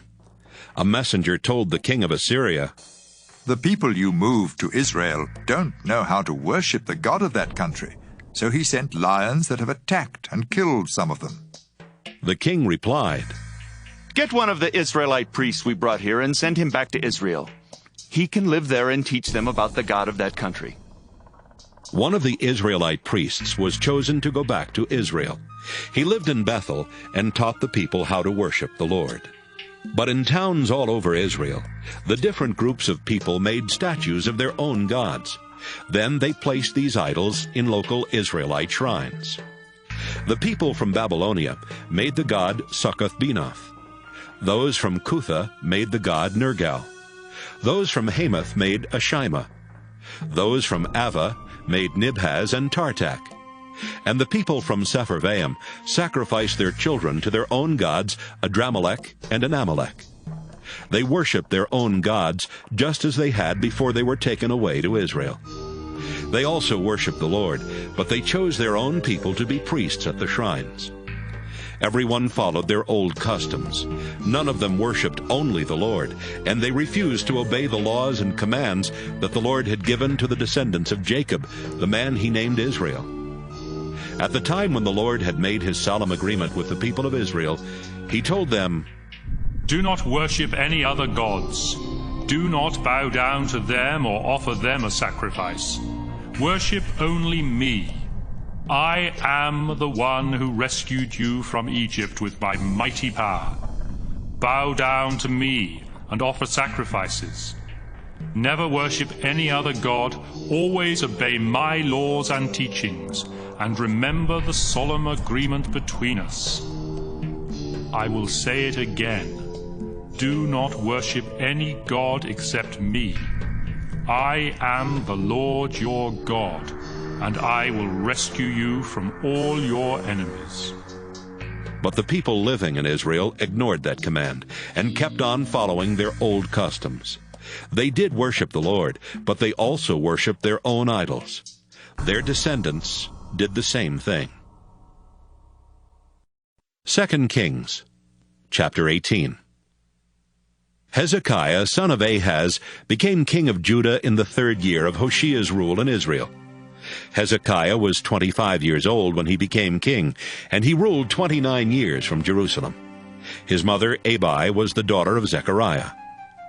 Hezekiah obeyed the Lord, just as his ancestor David had done. He destroyed the local shrines, then tore down the images of foreign gods, and cut down the sacred pole for worshiping the goddess Asherah. He also smashed the bronze snake Moses had made. The people had named it Nehushtan, and had been offering sacrifices to it. Hezekiah trusted the Lord God of Israel. No other king of Judah was like Hezekiah, either before or after him. He was completely faithful to the Lord and obeyed the laws the Lord had given to Moses for the people. The Lord helped Hezekiah, so he was successful in everything he did. He even rebelled against the king of Assyria, refusing to be his servant. Hezekiah defeated the Philistine towns as far away as Gaza, from the smallest towns to the large walled cities. During the 4th year of Hezekiah's rule, which was the 7th year of Hoshea's rule in Israel, King Shalmaneser of Assyria led his troops to Samaria, the capital city of Israel. They attacked and captured it 3 years later, in the 6th year of Hezekiah's rule and the 9th year of Hoshea's rule. The king of Assyria took the Israelites away as prisoners. He forced some of them to live in the town of Halah, others to live near the Habor River in the territory of Gozan, and still others to live in towns where the Median people lived. All of that happened because the people of Israel had not obeyed the Lord their God. They rejected the solemn agreement he had made with them, and they ignored everything that the Lord's servant Moses had told them. In the 14th year of Hezekiah's rule in Judah, King Sennacherib of Assyria invaded the country and captured every walled city except Jerusalem. Hezekiah sent this message to Sennacherib, who was in the town of Lachish. "I know I am guilty of rebellion, but I will pay you whatever you want if you stop your attack." Sennacherib told Hezekiah to pay about 11 tons of silver and almost a ton of gold. So Hezekiah collected all the silver from the Lord's temple and the royal treasury. He even stripped the gold that he had used to cover the doors and doorposts in the temple. He gave it all to Sennacherib. The king of Assyria ordered his 3 highest military officers to leave Lachish and take a large army to Jerusalem. When they arrived, the officers stood on the road near the clothmakers' shops along the canal from the upper pool. They called out to Hezekiah, and 3 of his highest officials came out to meet them. One of them was Hilkiah's son Eliakim, who was the prime minister. The other 2 were Shebna, assistant to the prime minister, and Joah, son of Asaph, keeper of the government records. One of the Assyrian commanders told them, "I have a message for Hezekiah from the great king of Assyria. Ask Hezekiah why he feels so sure of himself. Does he think he can plan and win a war with nothing but words? Who is going to help him now that he has turned against the king of Assyria?" Is he depending on Egypt and its king? That's the same as leaning on a broken stick, and it will go right through his hand. Is Hezekiah now depending on the Lord your God? Didn't Hezekiah tear down all except one of the Lord's altars and places of worship? Didn't he tell the people of Jerusalem and Judah to worship at that one place? The king of Assyria wants to make a bet with you people. He will give you 2,000 horses if you have enough troops to ride them. How could you even defeat our lowest-ranking officer when you have to depend on Egypt for chariots and cavalry? Don't forget that it was the Lord who sent me here with orders to destroy your nation. Eliakim, Shebna, and Joah said, Sir, we don't want the people listening from the city wall to understand what you are saying, so please speak to us in Aramaic instead of Hebrew. The Assyrian army commander answered, My king sent me to speak to everyone, not just to you leaders. These people will soon have to eat their own body waste and drink their own urine. And so will the three of you. Then, in a voice loud enough for everyone to hear, he shouted in Hebrew, Listen to what the great king of Assyria says.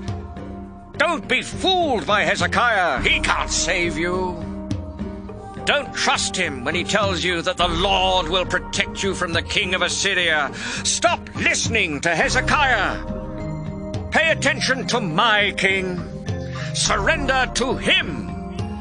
He will let you keep your own vineyards, fig trees, and cisterns for a while. Then he will come and take you away to a country just like yours, where you can plant vineyards, raise your own grain, and have plenty of olive oil and honey. Believe me, you won't starve there. Hezekiah claims the Lord will save you, but don't be fooled by him. Were any other gods able to defend their land against the king of Assyria?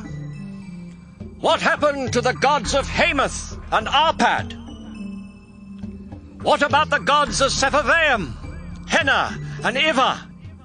Were the gods of Samaria able to protect their land against the Assyrian forces?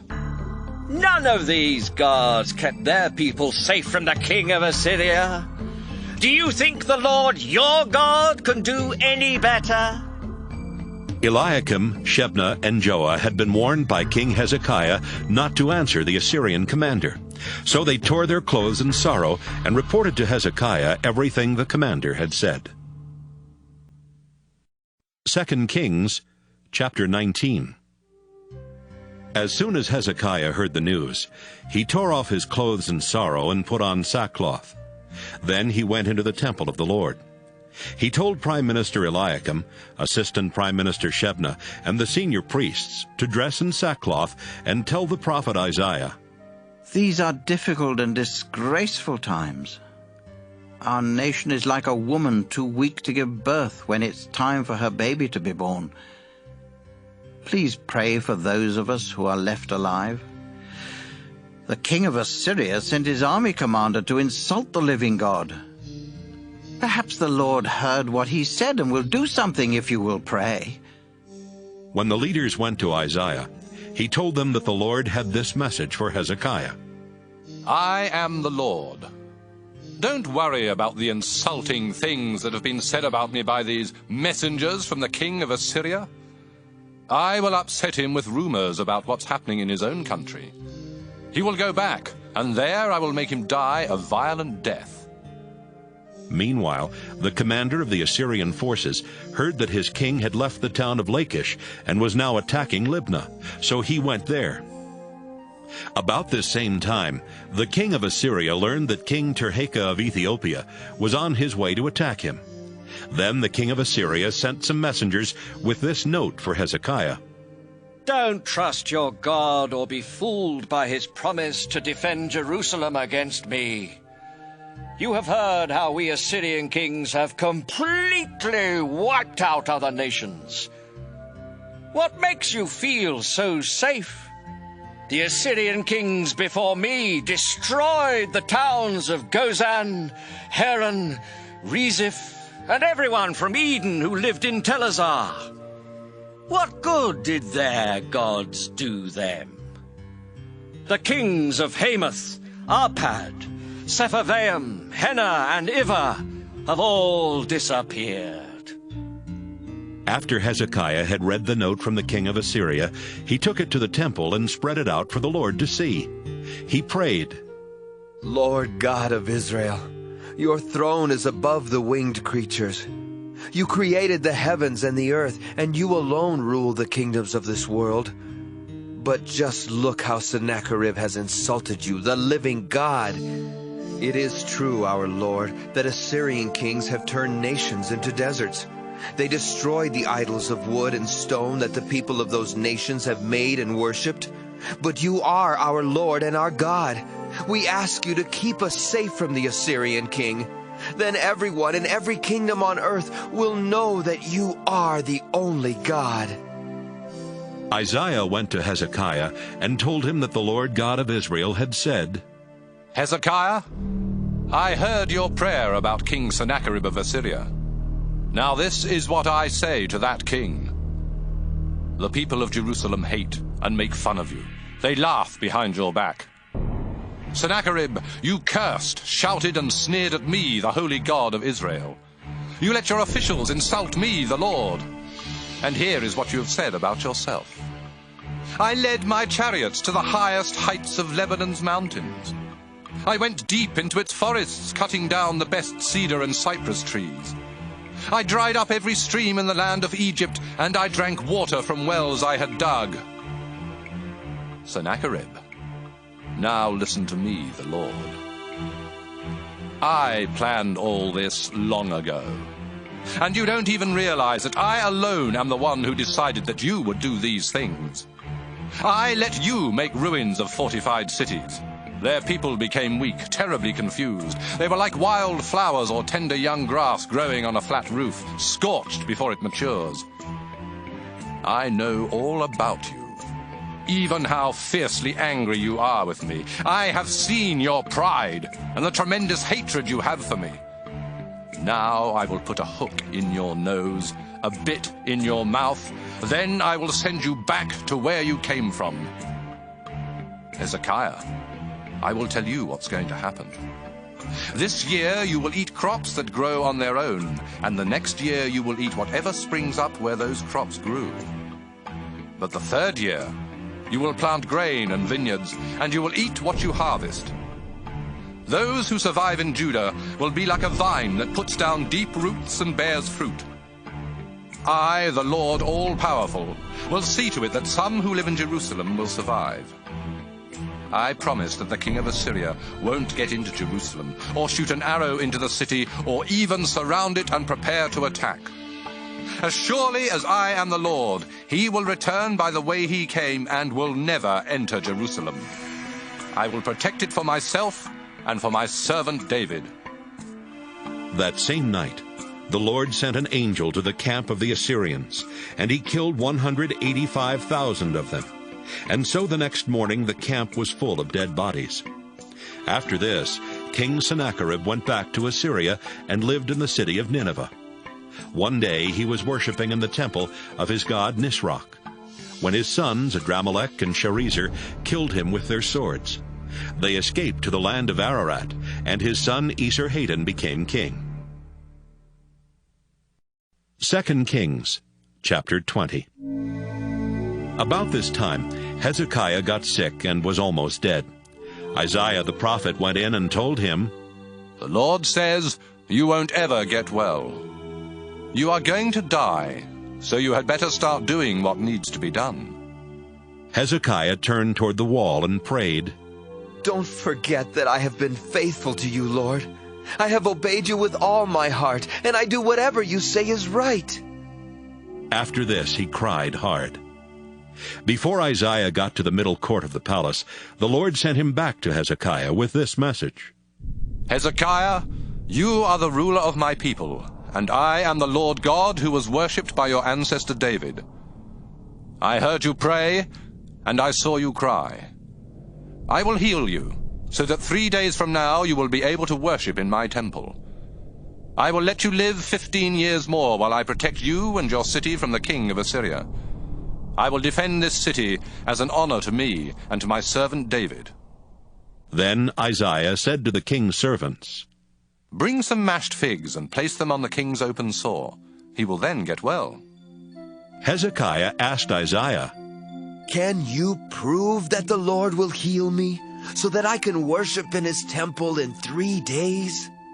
Isaiah replied, "The Lord will prove to you that he will keep his promise.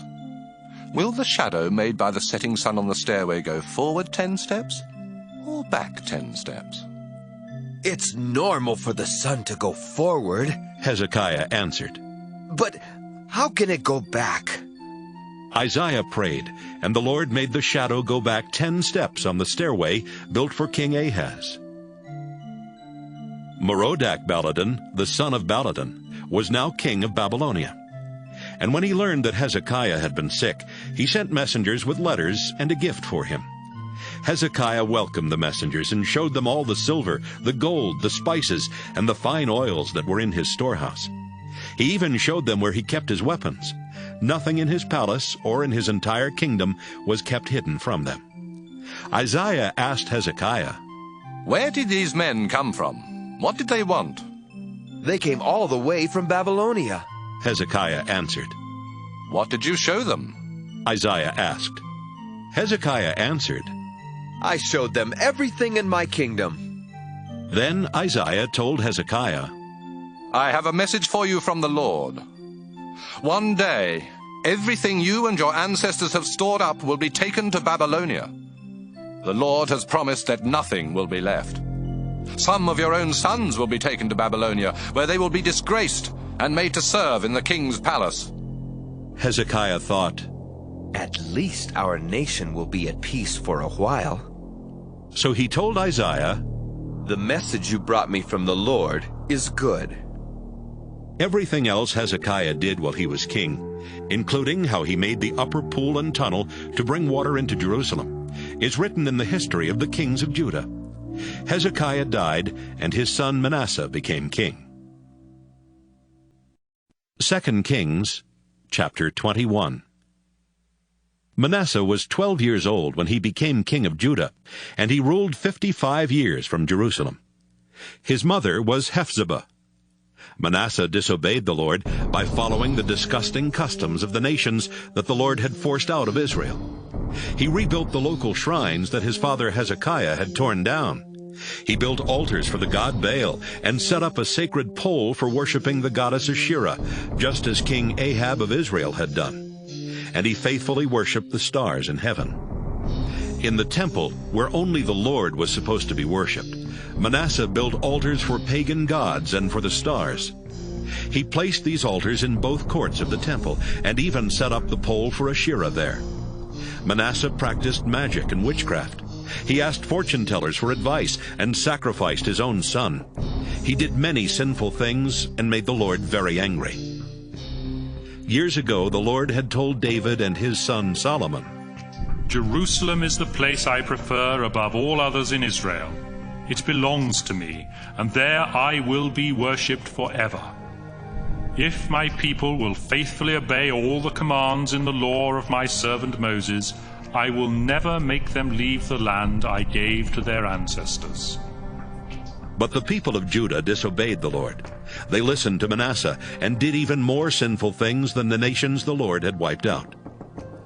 One day, the Lord said to some of his prophets, "King Manasseh has done more disgusting things than the Amorites, and he has led my people to sin by forcing them to worship his idols. Now I, the Lord God of Israel, will destroy both Jerusalem and Judah. People will hear about it, but won't believe it. Jerusalem is as sinful as Ahab and the people of Samaria were. So I will wipe out Jerusalem and be done with it, just as someone wipes water off a plate and turns it over to dry. I will even get rid of my people who survive. They will be defeated and robbed by their enemies. My people have done what I hate and have not stopped making me angry since their ancestors left Egypt. Manasseh was guilty of causing the people of Judah to sin and disobey the Lord. He also refused to protect innocent people. He even let so many of them be killed that their blood filled the streets of Jerusalem. Everything else Manasseh did while he was king, including his terrible sins, is written in the history of the kings of Judah. He died and was buried in Uzzah garden near his palace, and his son Amon became king. Amon was 22 years old when he became king of Judah, and he ruled from Jerusalem for 2 years. His mother, Meshullemeth, was the daughter of Harus from Jotbah. Amon disobeyed the Lord, just as his father Manasseh had done. Amon worshipped the idols Manasseh had made and refused to be faithful to the Lord, the God his ancestors had worshipped. Some of Ammon's officials plotted against him and killed him in his palace. He was buried in Uzzah garden. Soon after that, the people of Judah killed the murderers of Ammon. Then they made his son Josiah king. Everything else Ammon did while he was king is written in the history of the kings of Judah. 2 Kings, chapter 22. Josiah was 8 years old when he became king of Judah, and he ruled 31 years from Jerusalem. His mother Jedidah was the daughter of Adiah from Bozkath. Josiah always obeyed the Lord, just as his ancestor David had done.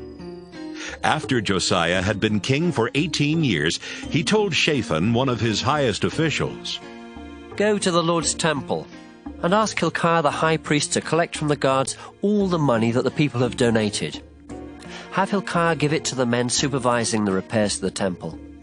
They can use some of the money to pay the workers, and with the rest of it they can buy wood and stone for the repair work. They are honest, so we won't ask them to keep track of the money." While Shaphan was at the temple, Hilkiah handed him a book and said, "Look what I found here in the temple, the book of God's law." Shaphan read it, then went back to Josiah and reported, "Your officials collected the money in the temple and gave it to the men supervising the repairs. But there's something else, Your Majesty. The priest Hilkiah gave me this book." Then Shaphan read it out loud. When Josiah heard what was in the book of God's law, he tore his clothes in sorrow. At once he called together Hilkiah, Shaphan, Ahikam son of Shaphan, Achbor son of Micaiah, and his own servant Asaiah. He said, "The Lord must be furious with me and everyone else in Judah, because our ancestors did not obey the laws written in this book. Go, find out what the Lord wants us to do." The 5 men left right away and went to talk with Huldah the prophet. Her husband was Shallum, who was in charge of the king's clothes. Huldah lived in the northern part of Jerusalem, and when they met in her home, she said, "You were sent here by King Josiah, and this is what the Lord God of Israel says to him.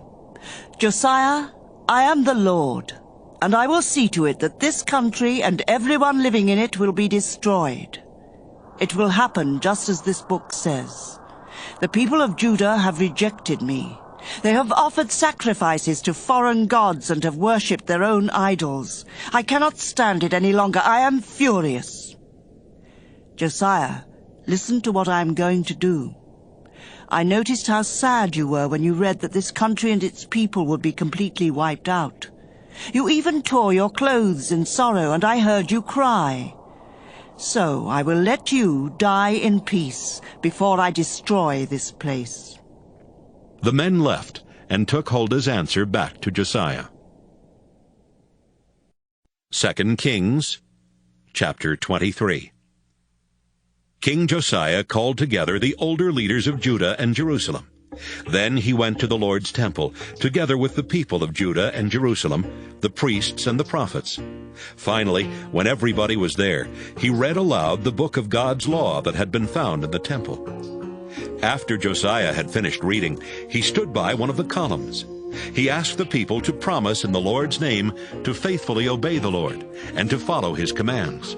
The people agreed to do everything written in the book.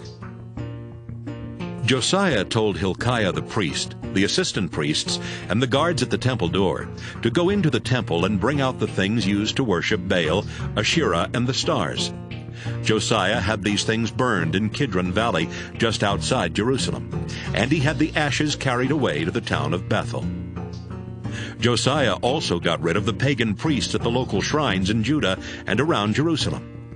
These were the men that the kings of Judah had appointed to offer sacrifices to Baal and to the sun, moon, and stars. Josiah had the sacred pole for Asherah brought out of the temple and taken to Kidron Valley, where it was burned. He then had its ashes ground into dust and scattered over the public cemetery there. He had the buildings torn down where the male prostitutes lived next to the temple, and where the women wove sacred robes for the idol of Asherah. In almost every town in Judah, priests had been offering sacrifices to the Lord at local shrines. Josiah brought these priests to Jerusalem and had their shrines made unfit for worship, every shrine from Geba just north of Jerusalem to Beersheba in the south. He even tore down the shrine at Beersheba that was just to the left of Joshua Gate, which was named after the highest official of the city. Those local priests could not serve at the Lord's altar in Jerusalem, but they were allowed to eat sacred bread, just like the priests from Jerusalem. Josiah sent some men to Hinnom Valley just outside Jerusalem with orders to make the altar there unfit for worship. That way people could no longer use it for sacrificing their children to the god Molech. He also got rid of the horses that the kings of Judah used in their ceremonies to worship the sun, and he destroyed the chariots along with them. The horses had been kept near the entrance to the Lord's temple, in a courtyard close to where an official named Nathan-Melech lived. Some of the kings of Judah, especially Manasseh, had built altars in the two courts of the temple and in the room that Ahaz had built on the palace roof. Josiah had these altars torn down and smashed to pieces, and he had the pieces thrown into Kidron Valley just outside Jerusalem. After that, he closed down the shrines that Solomon had built east of Jerusalem and south of Spoil Hill to honor Astarte, the disgusting goddess of Sidon, Chemosh, the disgusting god of Moab, and Milcom, the disgusting god of Ammon.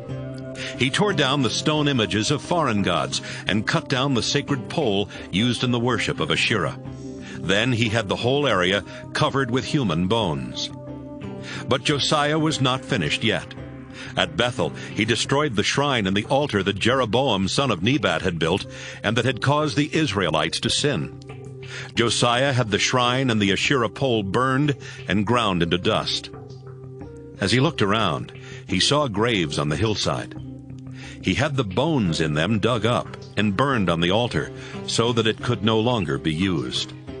This happened just as God's prophet had said when Jeroboam was standing at the altar celebrating a festival.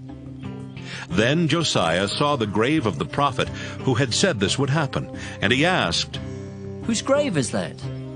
Some people who lived nearby answered, "It belongs to the prophet from Judah who told what would happen to this altar." Josiah replied, "Then leave it alone. Don't dig up his bones." So they did not disturb his bones, or the bones of the old prophet from Israel, who had also been buried there. Some of the Israelite kings had made the Lord angry by building pagan shrines all over Israel.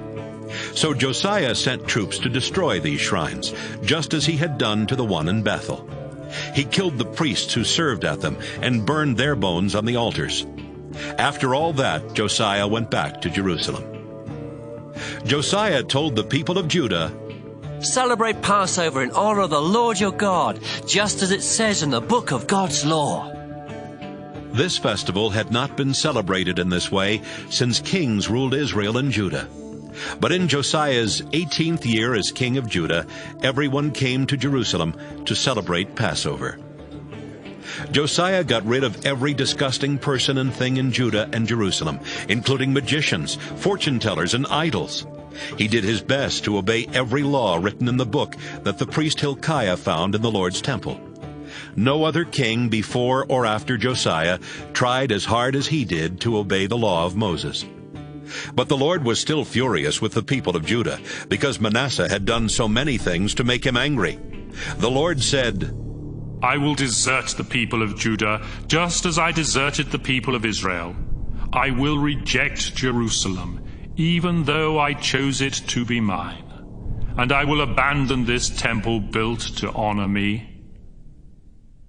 Everything else Josiah did while he was king is written in the history of the kings of Judah.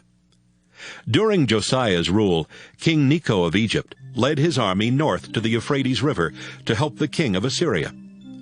Josiah led his troops north to fight Necho, but when they met in battle at Megiddo, Josiah was killed. A few of Josiah's servants put his body in a chariot and took it back to Jerusalem, where they buried it in his own tomb. Then the people of Judah found his son Jehoahaz and poured olive oil on his head to show that he was their new king.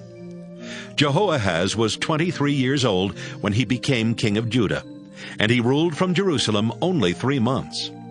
His mother Hamutal was the daughter of Jeremiah from Libnah. Jehoahaz disobeyed the Lord just as some of his ancestors had done. King Necho of Egypt had Jehoahaz arrested and put in prison at Riblah near Hamath. Then he forced the people of Judah to pay him almost 4 tons of silver and about 75 pounds of gold as taxes.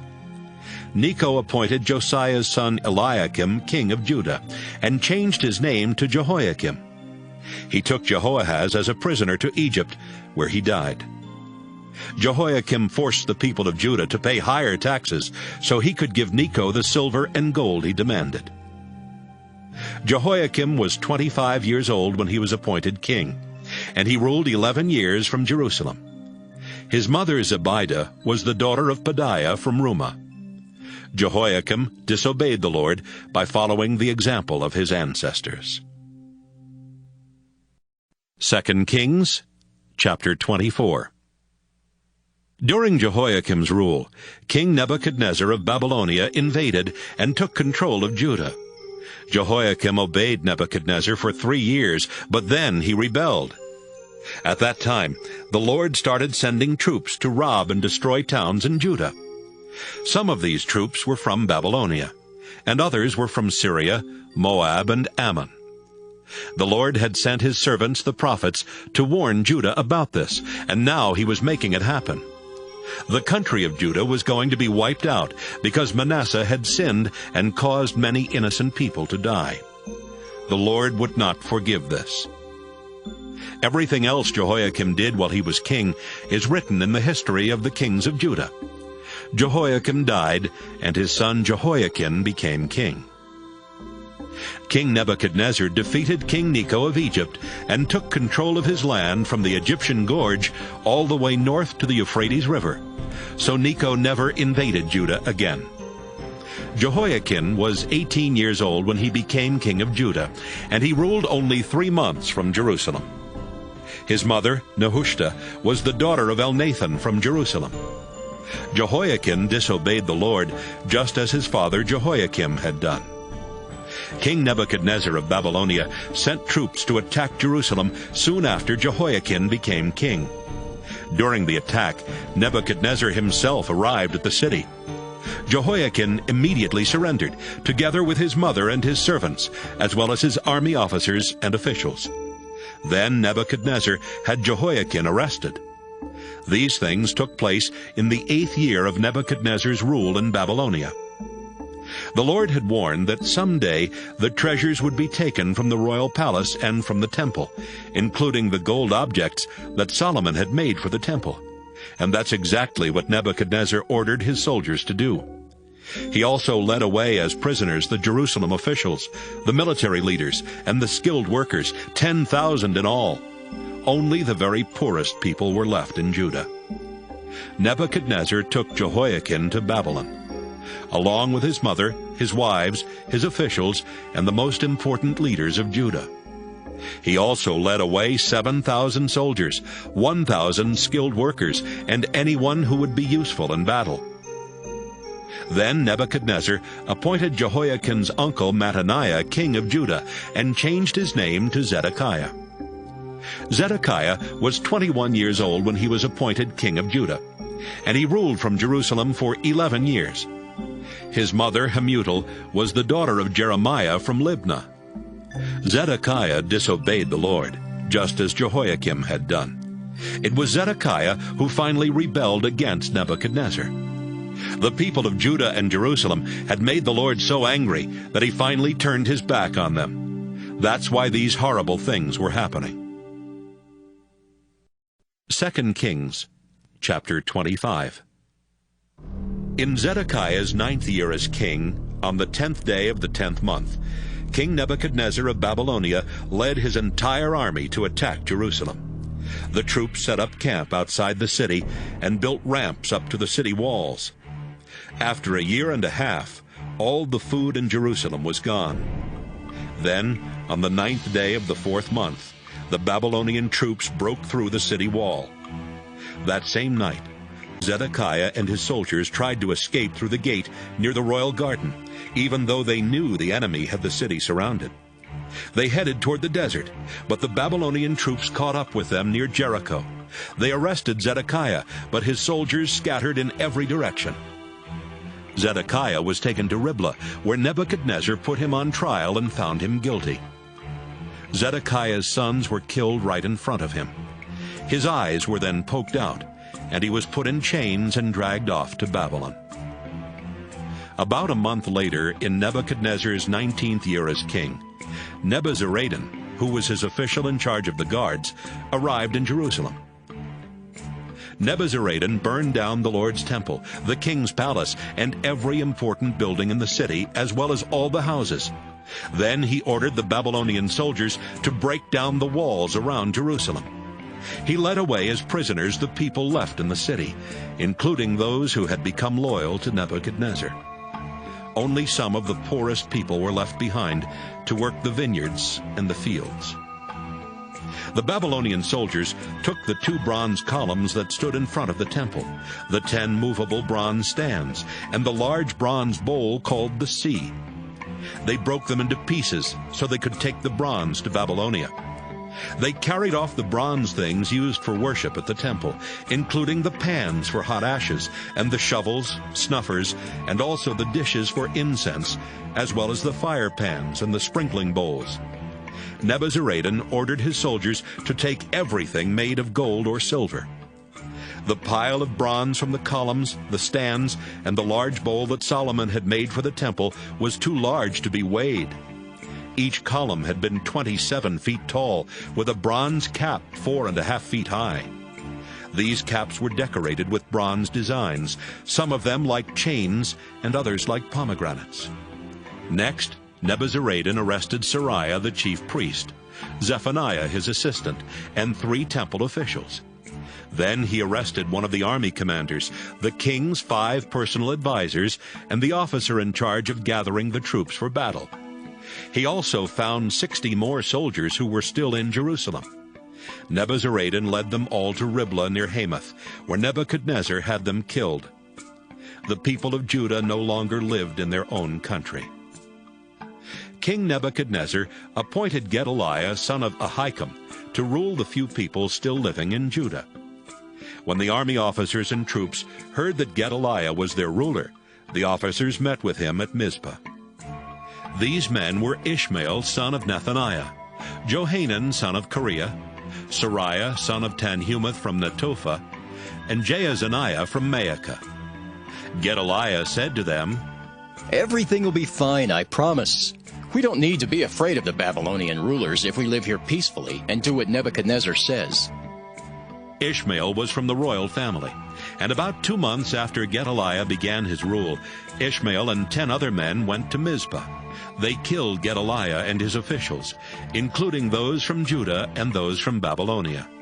After that, the army officers and all the people in Mizpah, whether important or not, were afraid of what the Babylonians might do. So they left Judah and went to Egypt. Jehoiakim was a prisoner in Babylon for 37 years. Then Evil-Merodach became king of Babylonia, and in the 1st year of his rule, on the 27th day of the 12th month, he let Jehoiakim out of prison. Evil-Merodach was kind to Jehoiakim, and honored him more than any of the other kings held prisoner there. Jehoiakim was even allowed to wear regular clothes, and he ate at the king's table every day. As long as Jehoiakim lived, he was paid a daily allowance to buy whatever he needed.